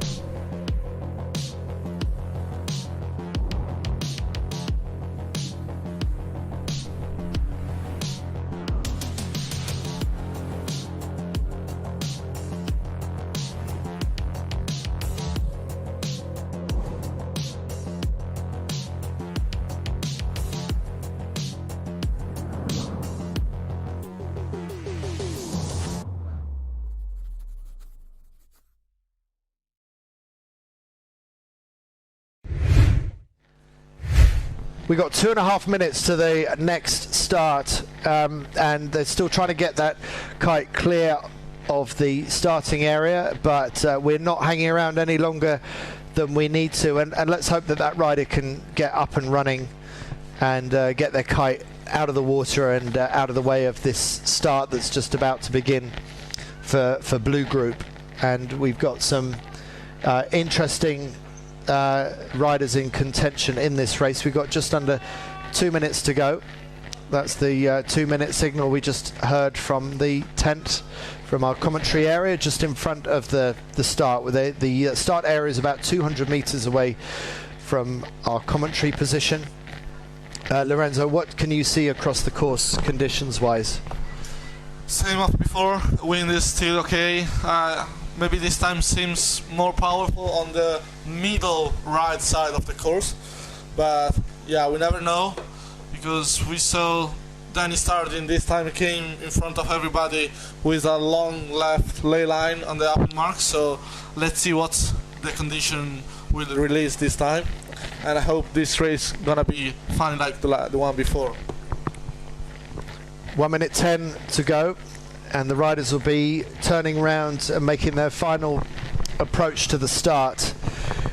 We saw Yannis Maus disqualified for that brave port tack start that the German rider attempted in the previous race. Didn't work out for him. Starboard seems to be the safer start, but getting clear air is a critical skill. We got 44 seconds to go.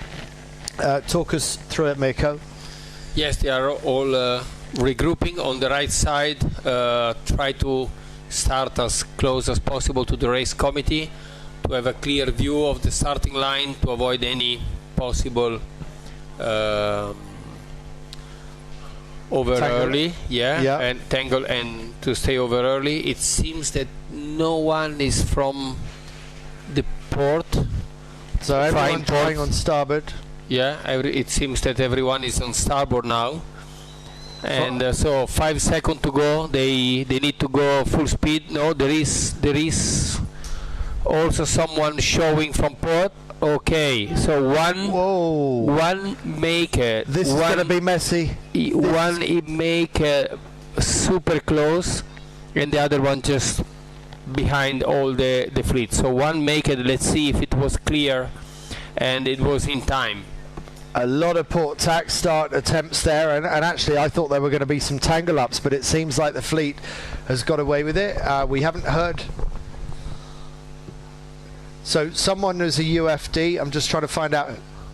So the Israeli rider was UFD disqualified. So yeah, I saw many guys sport, and I could recognize Tiger Tyson, Maximilian Mader, and Veer Azulay, but we just heard that the Israeli guy Veer is UFD, so we can recognize the yellow kite. It's Kai Calder from USA, and this is the port start replay.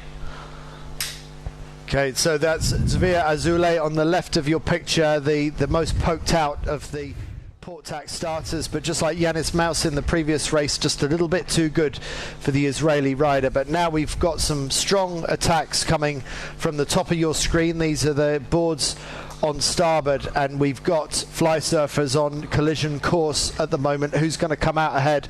Looks like the port tack starters that are now coming in from the cliffs at the top of your screen have done really well, as the other riders are trying to make it up on a really thin ley line, just about getting round. But look at the board round in fourth place. Kites collapsing briefly as they fly round, slingshot round the course. Now, as usual, I throw to my Italian friends the hospital pass to ask who is who. I saw Florian Gruber, the most leeward guy, and Theo Duramkut in just a little bit windward to him. And we can have also Guy Bridge in the middle between the two fly surfer, the guy with the white fly surfer, and for the moment I can't recognize the first fly surfer, but it can be Jakub Turkowski, or no, it's Maximilian Mader. So let's see what's gonna happen. We see some gust from the right direction, so everybody is closer than before. Let's see at the leeward mark what's gonna happen. This could get messy. There's a lot of boards all fighting for the same place as they jibe in unison. What a beautiful picture. Who's going to keep it together? Tango with Maximilian and Theo Duramkut, and we see Guy Bridge going through. So. No way. Oh, this is a total pile up. Oh no. What a mess. No. Who's managed to get out of that? Can we identify who is now leading and who is in second? Already tacked. Let's just do the quick replay on that. Big pile up between, we think, Theo Duramkut and Max Mader. I think Florian Gruber is tangled with the guy, and Kai Calder, and I think Guy Bridge and Veer Azulay are in front, but Veer is UFD, so it's not in the right positioning for the moment. Let's see at the windward mark what's going to happen. Very, very messy rounding. We can see some cannon in the middle of the racetrack, and some guy need to avoid him. Look at that. Oh, no way. What did you see, Mirko? Just talk us through it. Yeah, the canoeists. I see the canoe just in the middle, and a few riders, they have just to avoid them. And there is some traffic on the race course. That is all part of racing on a Sunday afternoon on Trounsey. We're not the only people that enjoy racing on this lake, but we would appreciate it if the canoeists stayed off the racetrack for their own safety as well as everybody else's. Yes, exactly. We were talking about tourism. It seems that a lot of people want to enjoy the Sunday sunny day here on Trounsey. Who's enjoying this though? Lorenzo, who have we got in first and second right now? It's strange, but it seems Maximilian Mader is in front, and yeah, this board is Maximilian Mader just driving now, and right behind we can have Guy Breach. So it seems the guy from the tangle recovered really well, right, Mirko? And yeah, it seems to be so. But I can tell you, this is the last downwind leg, and then over the slalom mark we can easily recognize who is who. But amazing if it's Max Mader, he recovered and he did an amazing job on the second upwind leg. And he looks lower and same speed as Guy Bridge, so Max Mader, if that's who we're seeing in the lead, is just gradually extending that advantage over Guy Bridge. Really good approach to the leeward mark. Guy Bridge pumping his way with his legs down past that leeward mark and sliding round in third place. We'll identify them in a moment, but we think it's Max Mader who's leading this race at the moment ahead of Great Britain's Guy Bridge. The same two that were battling for race one yesterday afternoon. Just about to go into the slalom jibe. Will Max Mader be able to keep it together across the finish line? What do you think, Lorenzo? Yeah, I think so. In the second position is the Israeli guy, Dvir Azulai, that is UFD, and in third position in the moment we have Theo de Ramcourt. So we saw a huge comeback from this guy, and there is a crash guy in the middle of the reach, so it's gonna be an obstacle for everybody. So we're looking at, is that SGP? It is SGP. That's the man in the mask. And again, Max Mader celebrating a race win. And I wonder if that will move Max Mader into the overall lead. That is, that's Theo de Ramcourt, is it?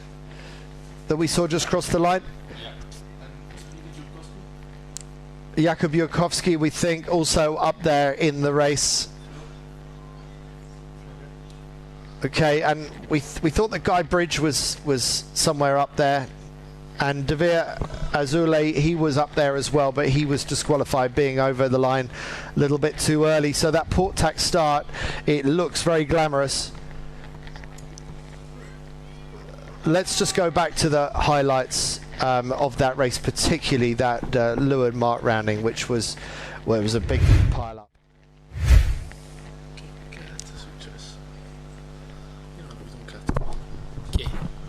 So,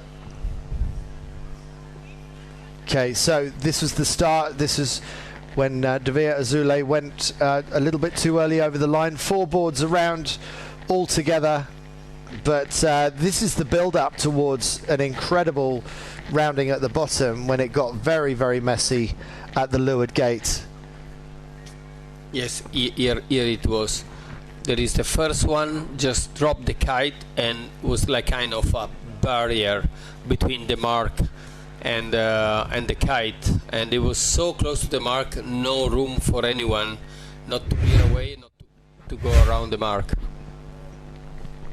So yeah, Max Mader, it looks like Max Mader was caught up in that, but did a great job of keeping his kite in the air and managed to get back in the race and win it. So we'll go to a quick ad and we'll be back to you soon.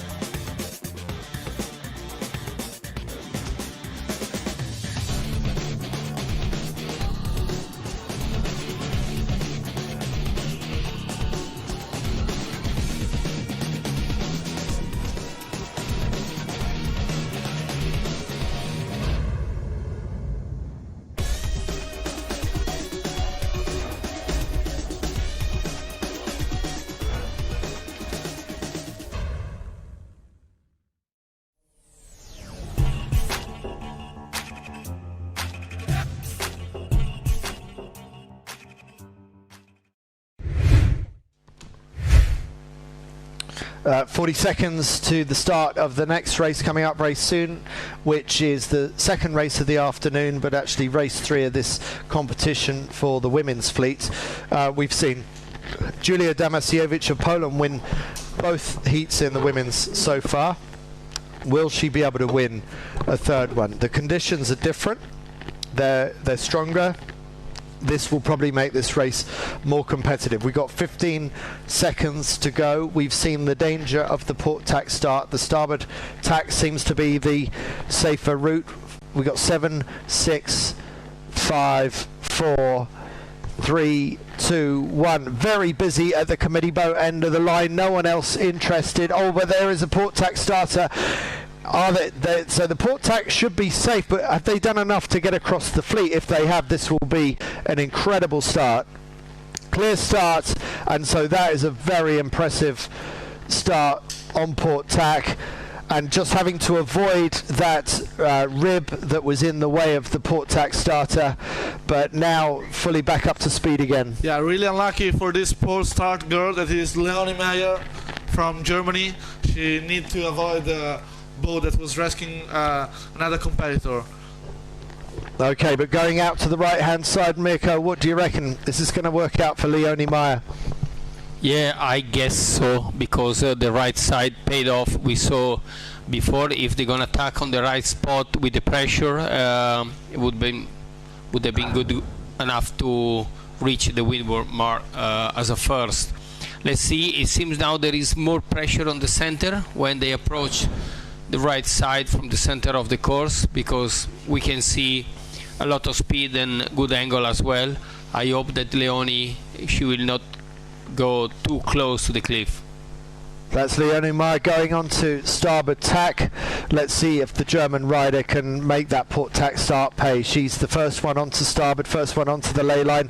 Has she done enough to get across all the boats coming across on port tack? It looks like some of the boats that come in from the left are doing very well. Lorenzo, who do you identify at the front of the fleet?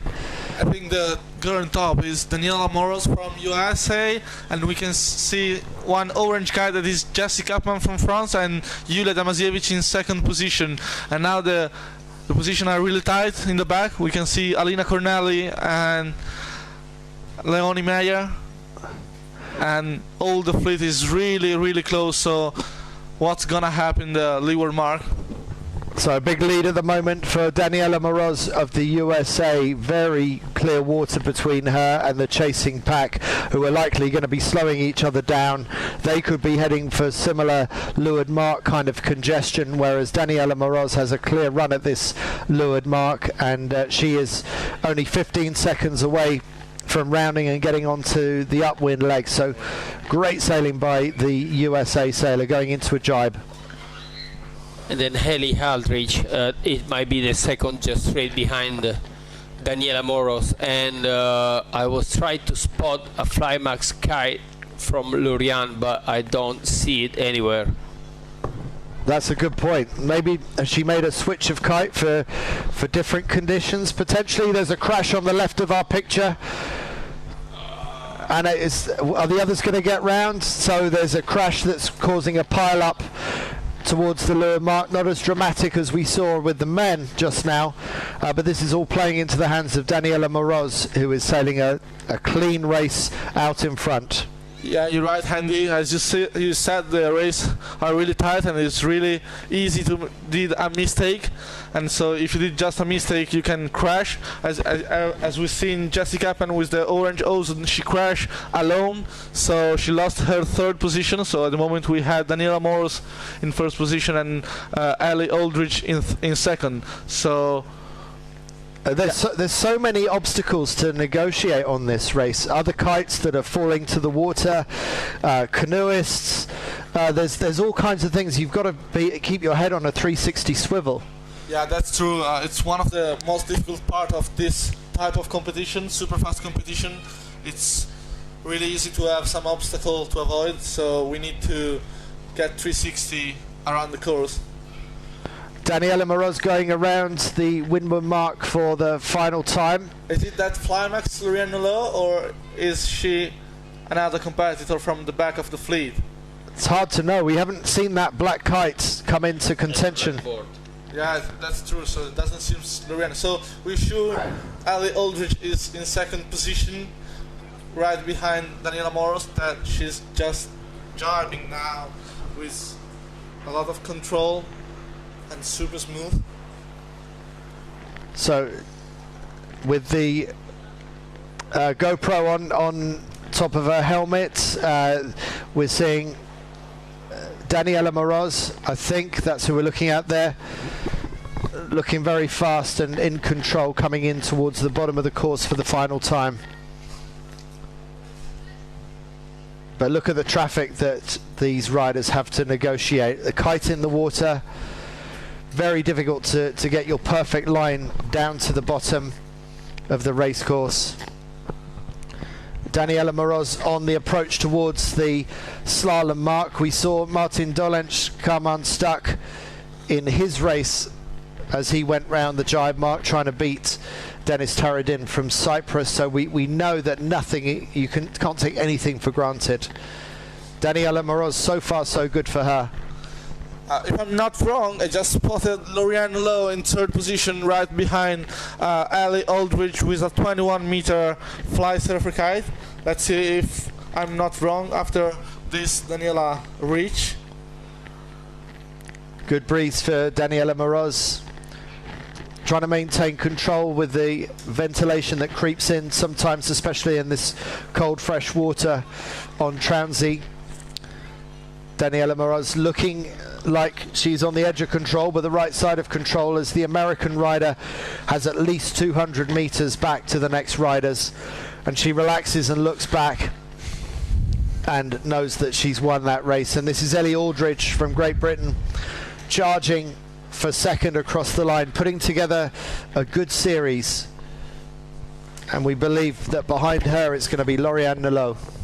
Yes, let's see if we can spot her. Yes, exactly right. Lorianne Nolot, third at the end of this race, finally. And then Julia Damasevic, fourth. At least she can secure herself on the top of the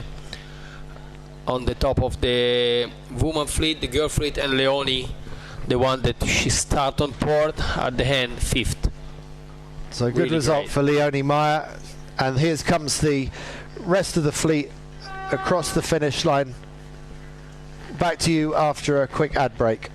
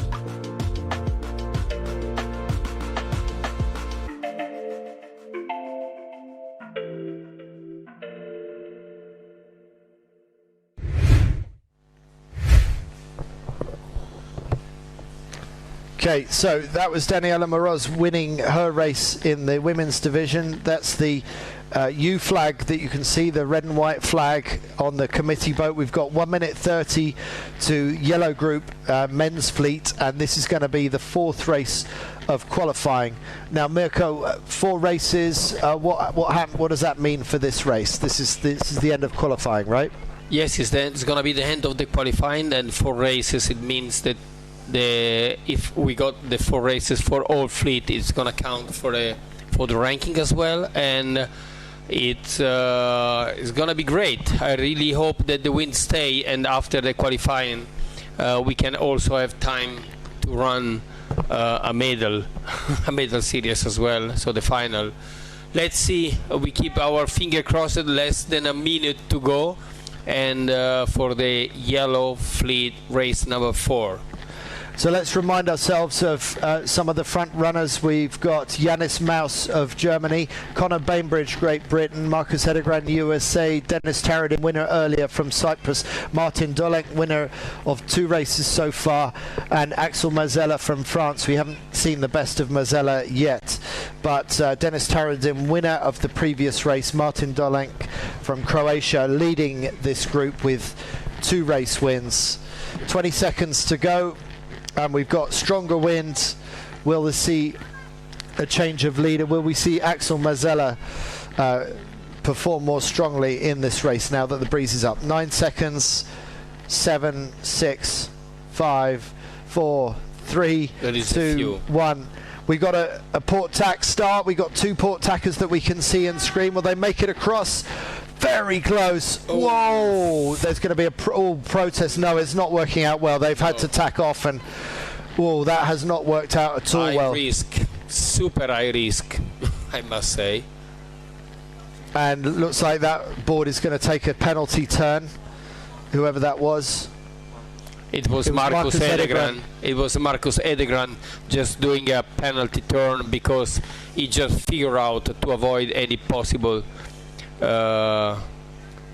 to be disqualified, and he recognized his mistake. He tried. It was close, but not enough. So we got boards tacking onto port now, just ducking behind, but now the other boards tacking right in the face of that one. So Lorenzo, who have you seen? So I've seen in the right side below Yannis Maus with the white and blue board and fly surfer, and there is Axel Mazella on the center left of the screen with the pink kite, and Conor Bainbridge with the grey and red board, grey kite F1. So many guys are coming from starboard. Let's see if they can take the priority. We can see Martin Dolink with the orange helmet, and it's going to be a tangle up. Yeah, Conor got a close tipped, and we have Guy Bridge pumping. Oh no, tangle at the upwind mark. The margins are so close that they nearly got away with that, but when it goes wrong, it goes badly wrong. Who do you reckon has come out in front out of this now? There is Yannis Maus in 2nd position, Axel Mazella in 3rd with the ozone, and let's see if it's Martin Dolink in 1st or not. This is a replay of that tangle up at the windward mark. Yeah, I think it was Martin Dolink that had close tip with Conor. And now this is the leader coming back down towards the leeward mark. Yeah, the leader is Martin Dolink at the moment, and I can spot Yannis Maus right behind, and Martin is rounding the mark. Axel Mazella right behind Yannis Maus. So top 3 are Martin Dolink from Croatia, Yannis Maus, or am I wrong? Well, let's go with it. It's red helmet. Red helmet could be Dennis Taradin, that is in this race, and he's really good in light wind condition, and Axel Mazella in 3rd position with the purple ozone kite. Martin Dolent, winner of 2 races already, safely on to port tack. Dennis Taradin, if that's who we have in 2nd, also just about to go into attack. But we're looking at Martin Dolent leading this race right now. Yeah, this is definitely Martin. Our guess is just on the other rider with the red helmets, which might be Dennis Taradin. Let's see later. But no matter what, for sure on the pink purple ozone is it Axel Mazella for the first time, really almost close to the leader. Also good speed, I must say, good speed on port, and trying to hit the right side of the course and get enough pressure. Now starting the tack and all the way up to the windward mark. That's Martin Dolink round in 1st place at the top of the mark, top of the course last time round, followed by Dennis Taradin, and then Axel Mazella with the purple ozone kite just around now. Dolenk came unstuck racing with Dennis Taradin last time, but he was chasing Taradin from Cyprus. This time it's Dolenk leading. Yeah, you really need not to make a mistake this time. It doesn't really need to have a lot of pressure to gain one position. It's the fourth race, so this car will apply as well, and it's better to play safe and try to get it clean. So he'll be able to discard whatever score he got from the previous race and count 3 race wins. Is that what you're saying? Yes, exactly. Which means that if Dolenk can keep this together, then he stays at the top of the tree, he stays at the top of the scoreboard, and will earn his way through to the 4-board final later on this afternoon. Yep, exactly. So this is why he's trying to be focused to get the bullet now. He has quite a good lead, and Dennis behind, and Axel Mazella straight following him. Smoothly round, big arc, big curve. No Dennis Taradin to worry about this time.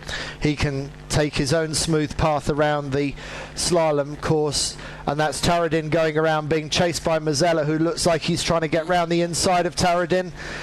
And it's very, very close between Mazella and Taradin. Taradin's been here before, and he saw off the attack of Martin Dolenz. So we will keep an eye on second and third, but at the moment it's Martin Dolenz who is coming across for his 3rd win out of 4 races, which is going to put him in the lead overall, the end of qualifying. And now is the battle between Taradin, who we're looking at now, and Mazella, and it's so close, but it looks like Taradin has done just enough to stay ahead of Mazella. So it's Taradin and Cyprus in 2nd, Mazella in 3rd, and it's a long way back to 4th, 5th and 6th. Yeah, which is Janis and Santos, and on the fly Max is the Danish. We're looking at Janis Maus from Germany coming in for 4th place. So successfully across the line for the German. And then that looks, it's Johan Beckett from the Netherlands also in that front group. From Denmark, sorry, not the Netherlands. So Johan Beckett from Denmark. Back to you after a short ad. Increasingly shifted its focus to becoming the leading specialist supplier for flying lines. Top riders like the 4-time Formula Kite World Champion Daniela Moroz, Martin Dolenz, Theo de Ramcourt and Guy Bridge are among the many athletes who trust Rob Line's Garda series. Some of the greatest riders use Garda 389 as front lines and Garda 299 as back lines.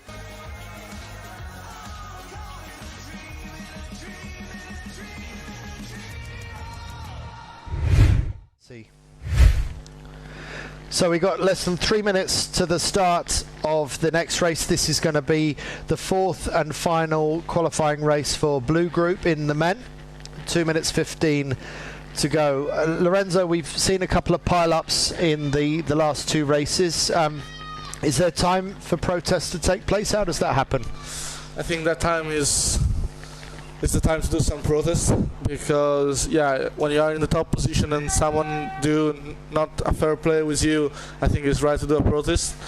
And so I think tonight we will see, or just after this competition, we will see the protest hearing before the medal series, because this is a decision to take before the medals. Okay, back to you with an ad, and then we will get in.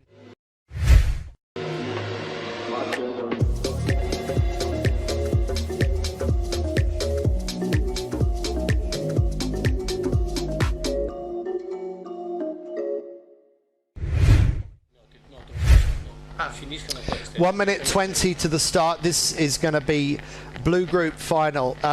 Now, I don't know if you're familiar with the usual finals format for the medal series, but because we're running out of time this afternoon, we are going to go straight to the 4-board final. So that means if you don't make it in to the top 4 of the men or the women, whichever fleet you're in, then you're basically, your competition is done. So normally you'd have the top 10 competing in the medal series, but because we've run out of time, it's going to be only the top 4. So 44 seconds to go. Blue group, it's absolutely critical for some of these. Guy Bridge, for example, winner of the first race of blue group, is in 5th place overall. So Guy Bridge from Great Britain, he's right on the cusp of being able to get through. We've got other riders like Teo de Ramacourt. He's got to have to win this race probably to get into the top 4. Max Mader, he's doing well. Tony Vodisek also in the running. We've got 15 seconds to go. Look, everybody lining up for the starboard end, but we are normally surprised by 1 or 2 port tack starters. 5 seconds to go. 4, 3, 2, 1. Here come the port tack starters going underneath the fleet. And we'll wait and tell you if that was a clear start or not. Who can we see has come out well out of the start? We're just trying to work out who's who at the moment. We got... Yeah, we can recognize the yellow kite is Kai Calder from USA with a F1 kite. And in this race, half of the fleet take the decision for early tag. So maybe they see something different from before. Then, as you say, some earlier than normal tacks, so maybe they're seeing more breeze on the right-hand side. We're not entirely sure why it would be different this time round. And this is critical race, a final qualifying race for Blue Group to decide who gets through to the four-board final, because we are reducing this competition down to the battle for the top 4 in the men and the top 4 in the women. That's what's coming up very soon this afternoon. So now we can see all the fleet going toward to the cliff, and it seems to be a little bit more pressure on the right side, and we will start to see almost of them just go on the tacking and go to the right side. So it's a close battle at the front to get round in first place. On the first place it can be Guy Bridge and Tony. We can recognize Tony, which just went all the way slingshot and downwind with the orange board. So Tony Vodisek, Guy, and Max Mader. I guess Theodore Ramacourt is just one of the two just straight behind. A jibe for Tony Vodisek, safely through on the red board, pumping the board out of the jibe. Max Mader on the attack. Max Mader looking to get over the top of Guy Bridge, but Guy Bridge holding the inside line, going down towards the bottom of the course. It's really important for Tony if he can keep the lead, and it seems that now he has a lot of pressure downwind. We have to remember that before he had quite a bad moment from first then to second. He couldn't handle to stay in front, but let's see. Guy Bridge will definitely push Theo on an inside rounding mark, and then so Guy Bridge third and second is Max Mader. Max Mader keeping it smooth as Max Mader normally does. Guy Bridge going into an early tack. Is he going to be able to avoid the traffic coming downwind? It looks like Guy Bridge has got a clear line out to the right. Tony Vodisek has got Max Mader nicely tucked away in his bad air, going out on the other side of the course. We're looking at Guy Bridge going out to the right in clear air and seeing if he can attack the two leading boards from the right hand side of the race course, because Guy Bridge is one of those who is right on the cusp of getting into the four-board final.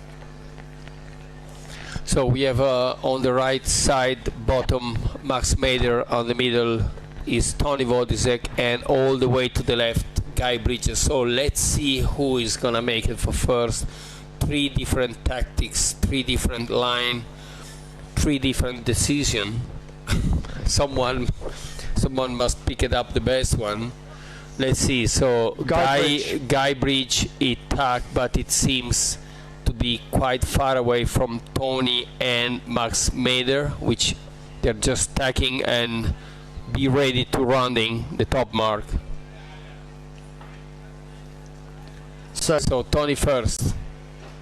Will Tony be able to keep it together and stay in the lead. He's stretched his lead on Max Mader going round in second, and Guybridge going out for the other side of the course. Didn't work out for the British rider.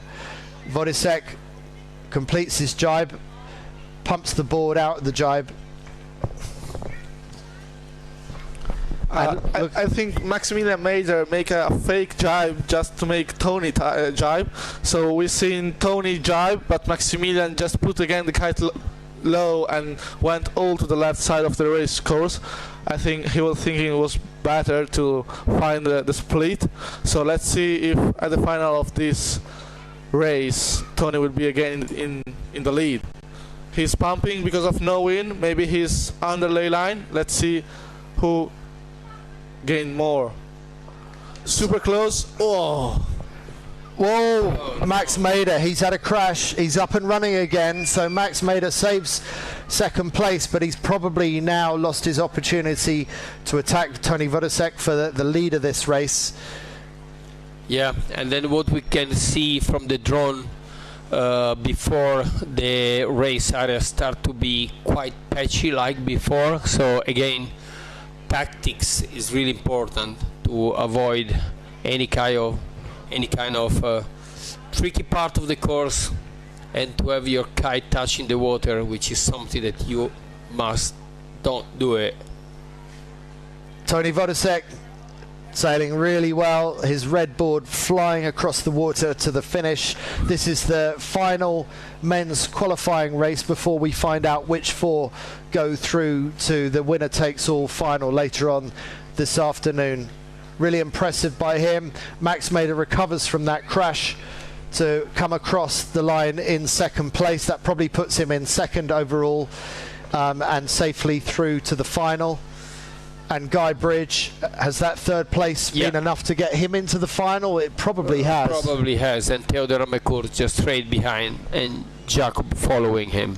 Okay, so Theodor Amecourt, really, we haven't seen the best of the reigning Formula Kite World Champion here.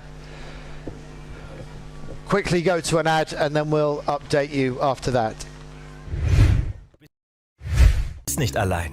Aus dir und mir entsteht ein Wir. Und dieses Wir wirkt hier. Und hier. Und hier.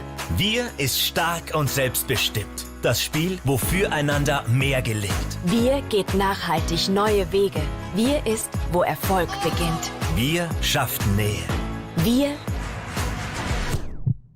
gewinnt. Drum setzt euch ruhig die ganz großen Ziele. Denn was einer nicht schafft, das schaffen viele.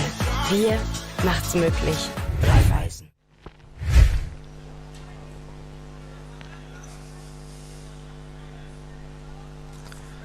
Right, not long to go till the start of the final qualifying race for the women. While we wait to get into that sequence, let's just take a look at that pile up again and see what happened there, see what we can pick apart. So it was at the Leeuwenmark rounding. Oh, that was the moment where Max Mader was attacking and didn't quite work out for him, and Tony Vodisek went on to win that race. So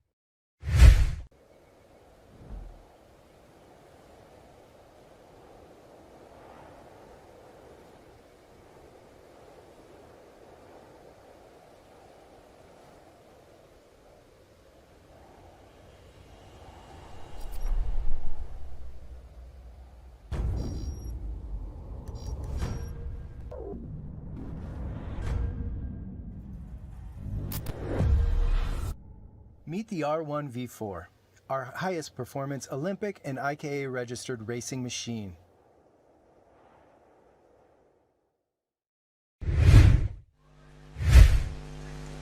One minute 20 to the start of the final qualifying race for the women. We've seen Julia Damasiewicz winning the first two heats. She was fourth in her last race. That puts her in the lead overall, with Ellie Aldridge from Great Britain 3 points back with a very consistent series, and then Daniela Moroz winning her last race, lifting her to third overall, with Austria's Alina Corneli in fourth place, and France's Jessie Campman and Leonie Meyer of Germany just outside the top 4. 48 seconds to go, and the reason why I mention the top 4 is because we are seeing the final qualifying race before we go straight to the 4-board final this afternoon. The breeze is not quite as strong as it was 10 or 20 minutes ago, so we'll have to see how many more races we can get in. But at least we are getting through 4 qualifying races. 24 seconds to go, and as usual, right, we can't see them at the moment, but you will see 5 or 6 port tack starters coming into play. These are the ones we're looking at. Very high risk move. We saw it work reasonably well for Leonie Meyer in the previous race. But is anyone going to try and get across the front of them? That's the high risk move, which if it works is amazing. And someone has managed to make it work, but were they UFD disqualified? We'll have to find out. Julia, clear start. Julia, she's the one that make it on port and get the right shift on the left side of the course and went out from the starting line.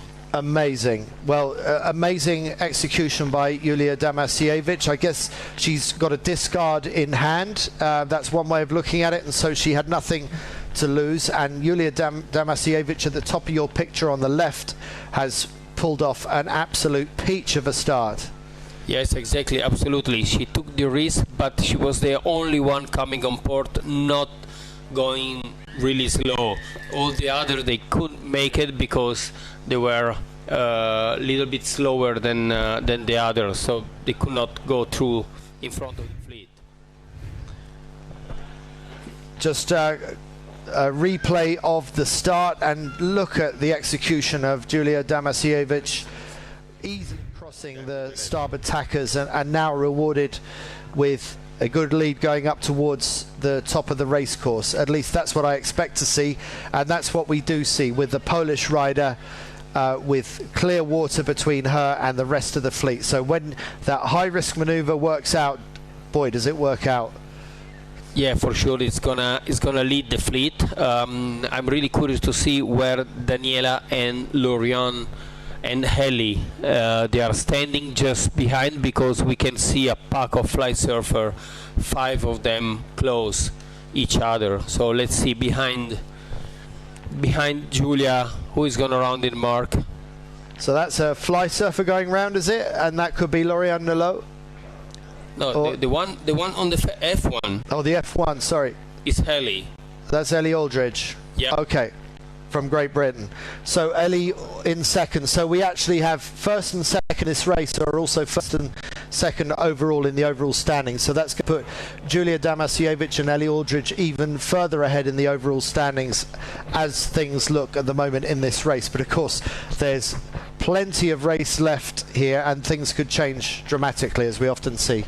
Yes, exactly. We didn't spot Daniela where she is. I mean, we know that the characteristic is to see the GoPro and the top of the helmets. We didn't spot her, and Lorian Lolo must be third, right? If we spotted clearly with the binocular from here, from our commentary booth. Well, that's Ellie Aldridge jibing onto starboard in second overall at the moment, second in this race, and being chased by, we think, Lorian Nolot just behind. So Nolot finally getting the form that we know that she's capable of. Ellie Aldridge about to round the mark, with Julia Damasiewicz already well ahead going up the final upwind leg. Damasiewicz going into attack, her second last tack of this race.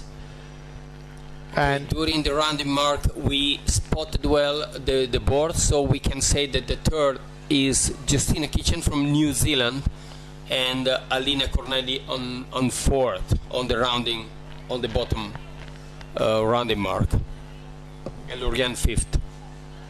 Okay, so Lorian Nolot somewhere up the front, but it's going to be nowhere good enough to get her into the top 4. Julia Damasiewicz with huge lead after that port tack start. The Polish rider sailing absolutely incredibly. She's already won 2 out of the 3 races in this series, and she's well on her way to winning a third out of 4 qualifying races. Yeah, for sure. Now she have to keep focus herself, no mistake at all. Good line and rounding mark. She's clear ahead. She doesn't have the pressure from the other behind, but she has the pressure of the wind.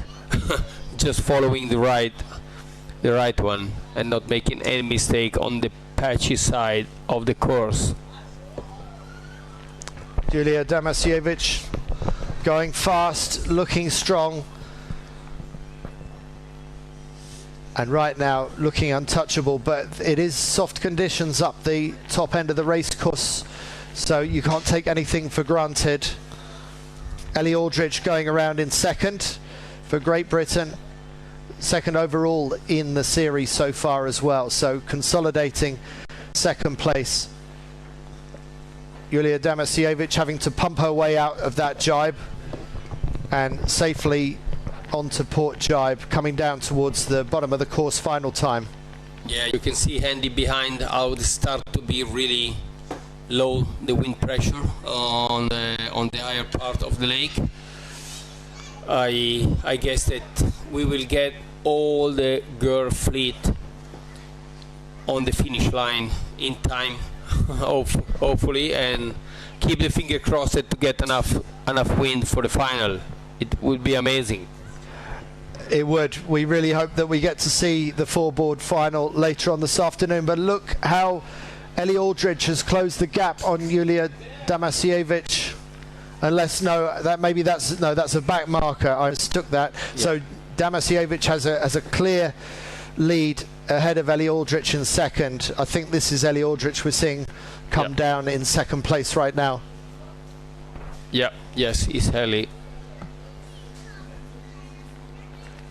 Okay, and about to go round the jibe mark. Last jibe.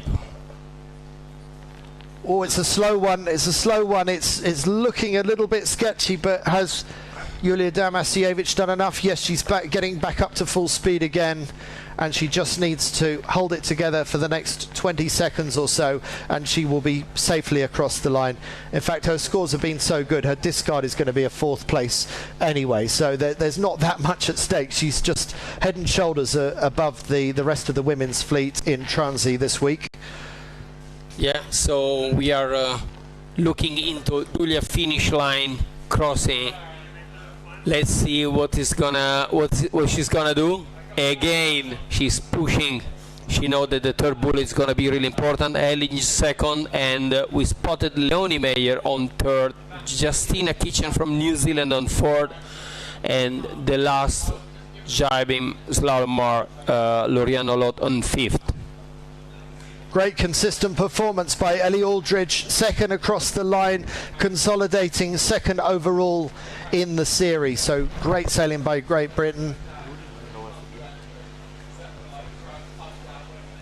And across the line in third place, Leonie Meyer of Germany, also punching the air, very pleased with that performance. And look at the finish now. There's heavy traffic coming in for the minor placings in this race. I can't believe it. Where they came from? Oh. It's like they put this together especially for us, for our entertainment. Who was that fourth across the line? It was Daniela. Daniela, she was on the front. And just ahead of a chasing pack, incredibly close there. And Sofia Tomasoni from Italy, we think was fifth across the line there. No. It was Lorian fifth. Yeah, I think in the last mark, after the first reach, something happened to Lorian and Justina Kitchen, because the girl behind them were so far. So if they crash or did a bad check, the girls behind came closer, and they did a super close reach on the finish line. Thank you very much for that. We'll go to a quick ad and we will be back with an update.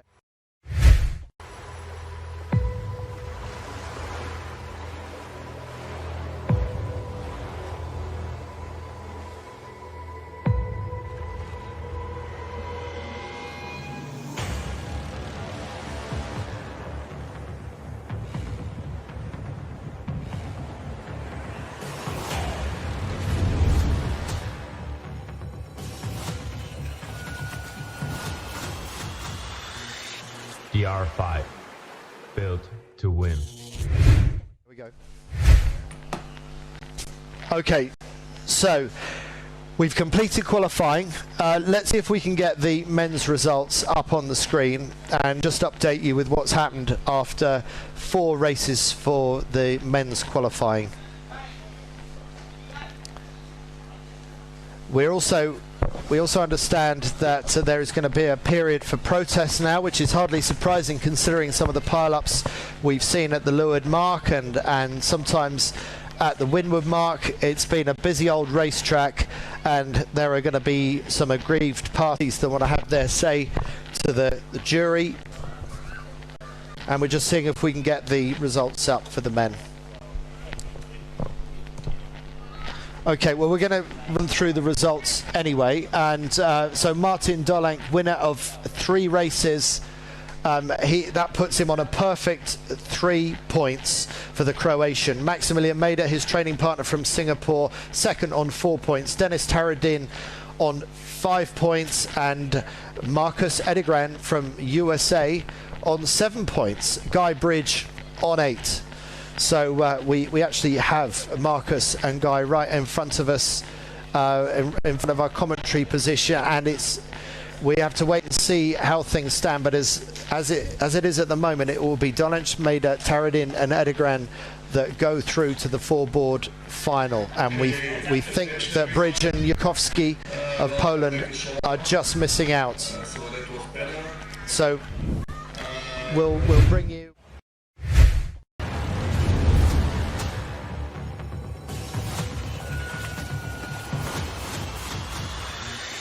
DR5.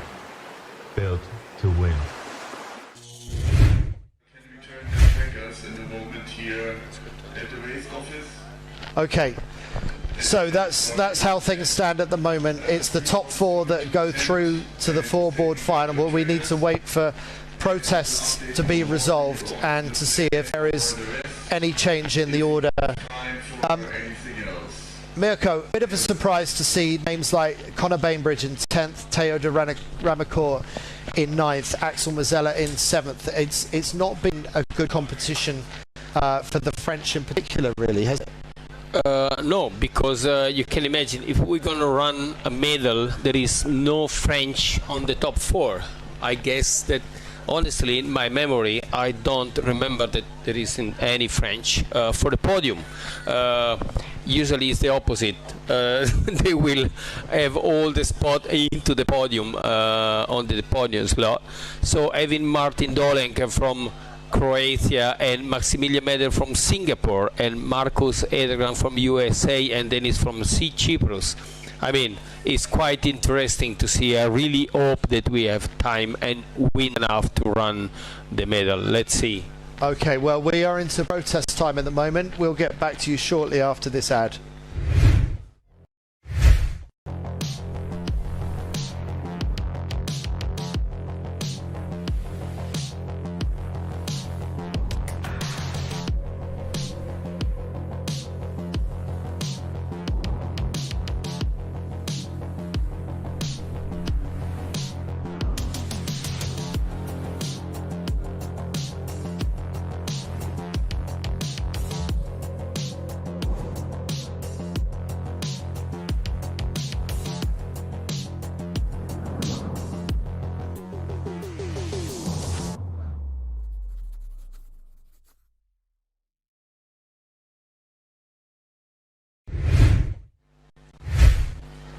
So protests running at the moment. Have been lots of incidents this afternoon.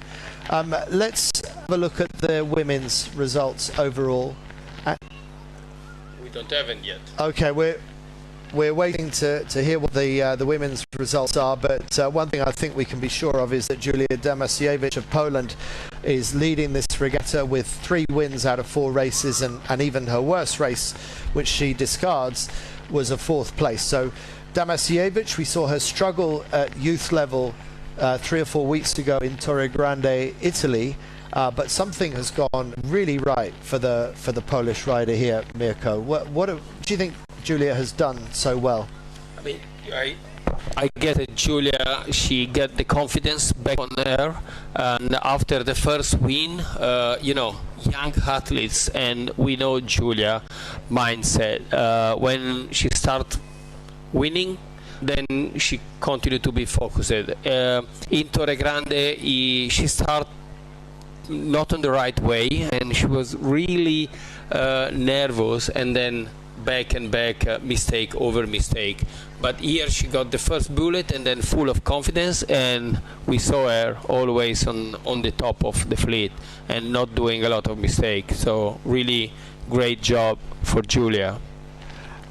Lorenzo, Julia really has had a good mindset. She accepted the conditions that were presented, which, as you can see on Trounsey on that shot there, are challenging at times. You've got to stay positive, even if you don't like the idea of going racing in light winds. You've got to stay positive, don't you? Yeah, I think the mind is 50% of your competition. Like, if you are not focused on the competition, or if you would like to go in the water, you still need to stay focused. Otherwise, we can say your skills are less, or your decisions are poor. So yeah, I think you need to stay focused all the time, even if you don't like it, because that is work. So we're waiting to hear what the outcome is of protest hearings, if any of those protests are actually going to change the outcome at the moment. There's been a lot of discussion about whether the racing is valid in such light wind conditions, but the thing that stands out to me is in the men and the women, we have two riders that have won 3 out of their 4 races. Martin Dolenc, 3 out of 4. Julia Damasiewicz, 3 out of 4. That makes it hard to argue that these races were invalid. Yeah, that's true. You're completely right, and that means that they are really nice riders on light wind condition, and they are really focused on what they want. Because we saw also Maximina Mader with 2 bullets, if I'm not wrong, but yeah, someone just had the opportunity to catch up on him. So I think these guys were really focused and really know where to go. Am I wrong, Mirko? What do you have to say? Oh, absolutely not. They know level goes up, and when you start to see the top 10 make it and the other not, it's not definitely for the fault of the one that they make it. So it's the other one that they have to catch up on and raise their level and run on this tricky condition. Because I must say, it was not about really low wind. It was patchy, so we had the course with some part of the course where the wind is tricky and maybe below 5 knots, but other part were above 6 knots, absolutely, because the good one, they were always catching the right part of the course and do all the maneuver when they got maximum speed, and not like we had yesterday in some interview. On this tricky condition, you don't have to tack where you have to tack, when you can tack. That is one of the most important things to do in this kind of condition. Leonie Meyer, she's been lying in the top 6 or so. We saw her get a really good port tack start earlier, and she's a mother as well. She's got her 1-year-old Levy here with her husband helping out as well, but she has a lot to think about as well when she's not racing, and it really impresses me to see that Leonie Meyer can be racing in amongst the top group as a mother of a young child as well. What do you think, Mirko? Yeah, I can tell you it's impressive. I watch her often because she's doing so many things at the same time, and you can imagine she has also to think about how to prepare the bar, preparing the line, choosing the right kite, is mounting the foil on her board, and then following and running on and doing all the other family stuff. And her husband is also amazing, because I think they got the perfect things to do it all together. Oh well, yeah. If we can get any riders in to talk to, that would be great. So we're going to send Lorenzo off and see if we can grab anybody.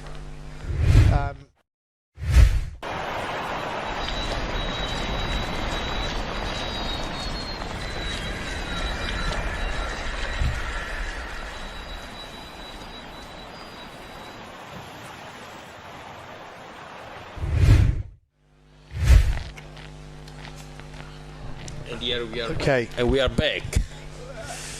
And we're hoping to get one of the riders in to talk to very shortly. It's amazing anyway, the stop that we have. Oh, I thought someone we was have about to come in. I guess that we have Leoni all ready to joining us on the studio.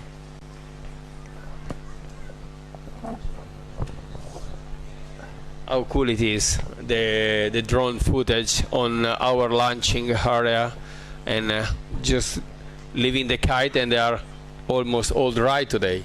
It's great. It's great to see Tramsey finally delivering some raceable conditions. And we're still seeing if we can pull in any riders to have a conversation with.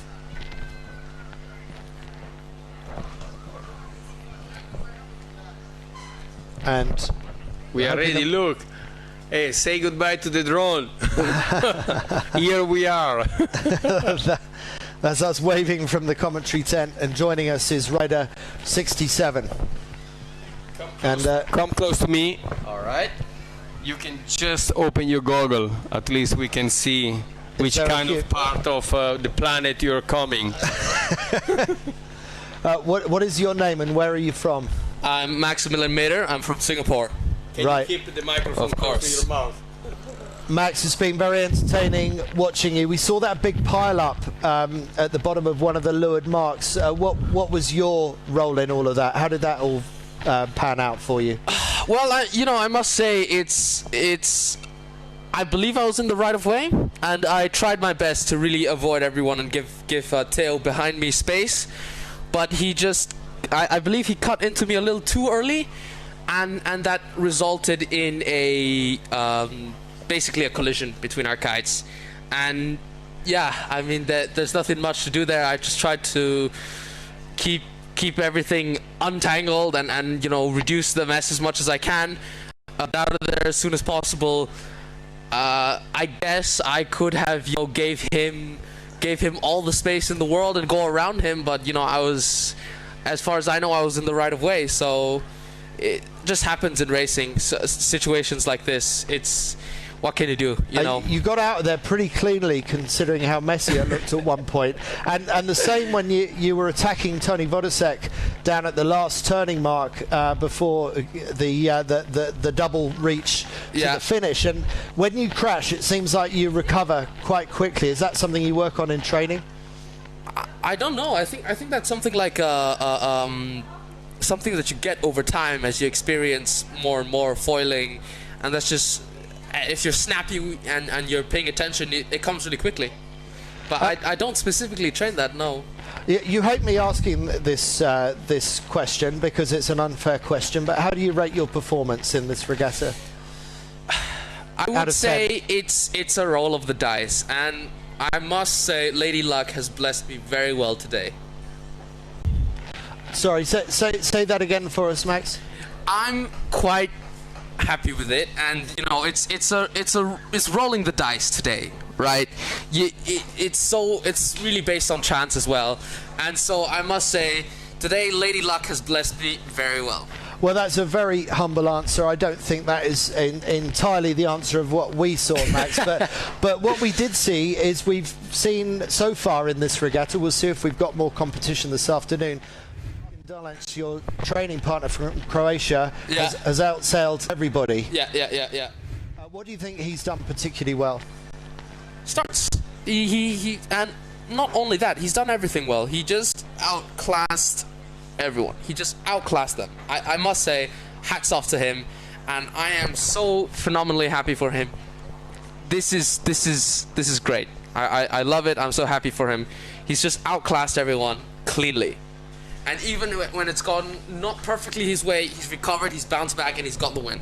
And I mean, come on. It's just great. Well, it was nearly 4 straight wins, and it looked like he had pulled this amazing passing move on Dennis Taradin.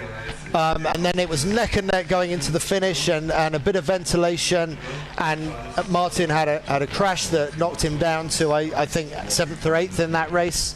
But very nearly a perfect 4. Yeah. So you've won 2 of your races, is that correct? Yes, I have won 2 of my races. And you fought well out of the pack. That's also good. That's good practice anytime, being able to fight your way through, for sure, isn't it? 100%. Yeah. So we don't yet know if there's going to be... Oh, actually, I'm just seeing the results. And Martin still recovered to 4th after that crash. Of course, yeah. So very good. And you've got a 2-1-1-2. So you're only a point behind Martin in the overall points, and you're discarding a second. So nearly a perfect set of scores for you as well, Max. Yeah, well, you know, I must say I'm genuinely surprised, especially with the conditions today, that it happened, you know, that I got such good results, because really, you know, today you're expecting something like 3-1-18-4. You know, it's just a complete random mess, and to have made it out so well, I can't believe it. What does it give you and your training partner Martin to learn from and to concentrate on in your next phase of training?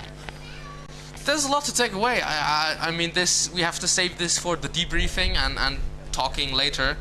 I don't see anything that we have to particularly hammer down on. You know, one stark difference between us and everyone. I believe it's a continue our great general approach and see what we can learn in the debriefing. Yeah, and the next one on the KiteFoil World Series, I know you've got competition between now and then, but focusing on the KiteFoil World Series, Ghizeria in the south of Italy. Tell us a little bit about that. Ghizeria is a phenomenally consistent place. It gets you wins pretty much all the time. You know, it's a rare occasion that you won't go racing there. And there's big fleets. There's a lot of space. It's gotten cleaner, as far as I know, but it is a grueling hot temperature on the beach, along with I would say a rather stagnating strategy. Just go for port, hope for the best. If you make it, you win, and if you don't, you gotta fight really hard. So the start is even more important in Ghizeria. Start is always important, and I would say the start is just as important here as it is in Ghizeria, and it's very important right now. Yeah. Okay.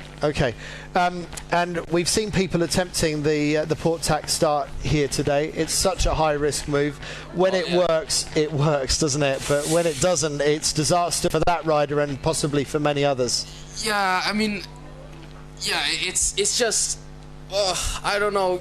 Over time, I don't know how well this pays off, especially here. In other situations with longer start lines and clearer cut situations, somewhere like Ghizeria, maybe over time a port start makes sense.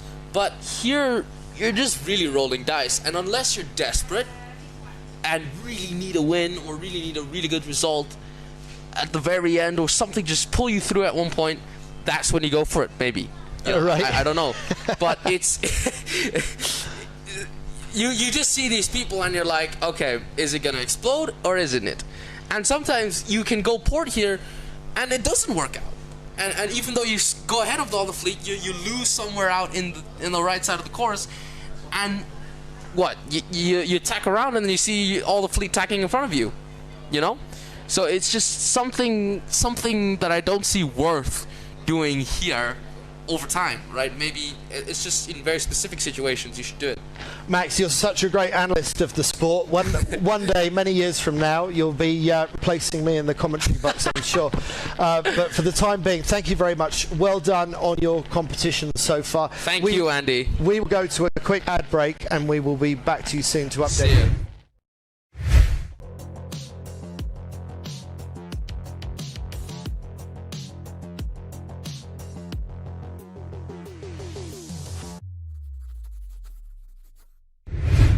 That's all. Okay. Okay, so you can see the postponement flags. That's the view of Trounsey. The wind is a little bit patchy. We've completed 4 races of qualifying in the men and the women. We had hoped to bring you more racing, but this is the leaderboard. Julia Damasiewicz winning the women's division with 3 straight wins. Ellie Aldridge from Great Britain in second on 6 points. Daniela Moroz, the reigning world champion in Formula Kite from USA, in third place, and Leonie Meyer, the mother of young Levi, in fourth, on equal points with local sailor Alina Corneli from Austria. So that's the situation. Now, guys, I hear that there are still protests going, but we have run out of time to have any more racing this afternoon. So the qualifying that we've seen and the points leaderboards that we've seen are going to be the final leaderboards for this regatta. We're not going to see the medal series, which is a real shame, because it's a great way to conclude competition, but we've run out of wind and we've run out of time. So we are going to wrap it up very shortly, but Lorenzo Boschetti, I want to thank you very much for everything that you've done for us over the last few days. Great to have you with us, and wish you a speedy recovery and see you back on the racetrack in Gizeria. I need to thank you, Andy and Mirko, to welcome me here with you. And it was really good days of commentating the live streaming. Yesterday was not so long, but today was really nice racing. And yeah, it was super fun and a new adventure for me. So maybe for the future I can do something new. Maybe I work for the future, or I don't know. Let's see how it's gonna be the life. You've got a great future ahead of you, but I hope that over the next 10 years it's still going to be riding on the board. Mirko? He's the #1 of the ranking. He doesn't have to think about how we do. Exactly, but any time you want to take a break from your main game, you're welcome to join us. Mirko, it's been an interesting competition, not a classic, but the right people have won, haven't they? Yes, exactly. The good people and the one that they did less mistake, at the end of the day, they are in the top of the podium. So again, the best are always showing that they are the best and they deserve it to win the race. The conditions here in Tromsø are amazing. Let's say the place is amazing, the lake is amazing, the setup perfect. Just a little bit not 100% lucky period here, lucky days, but at the end of the day we got the 4 races in our pocket, and that was the minimum. Well, we put as much money in the money meter as we could for the wind to crank into action on Tromsø today, and it gave us enough to get 4 qualifying races completed.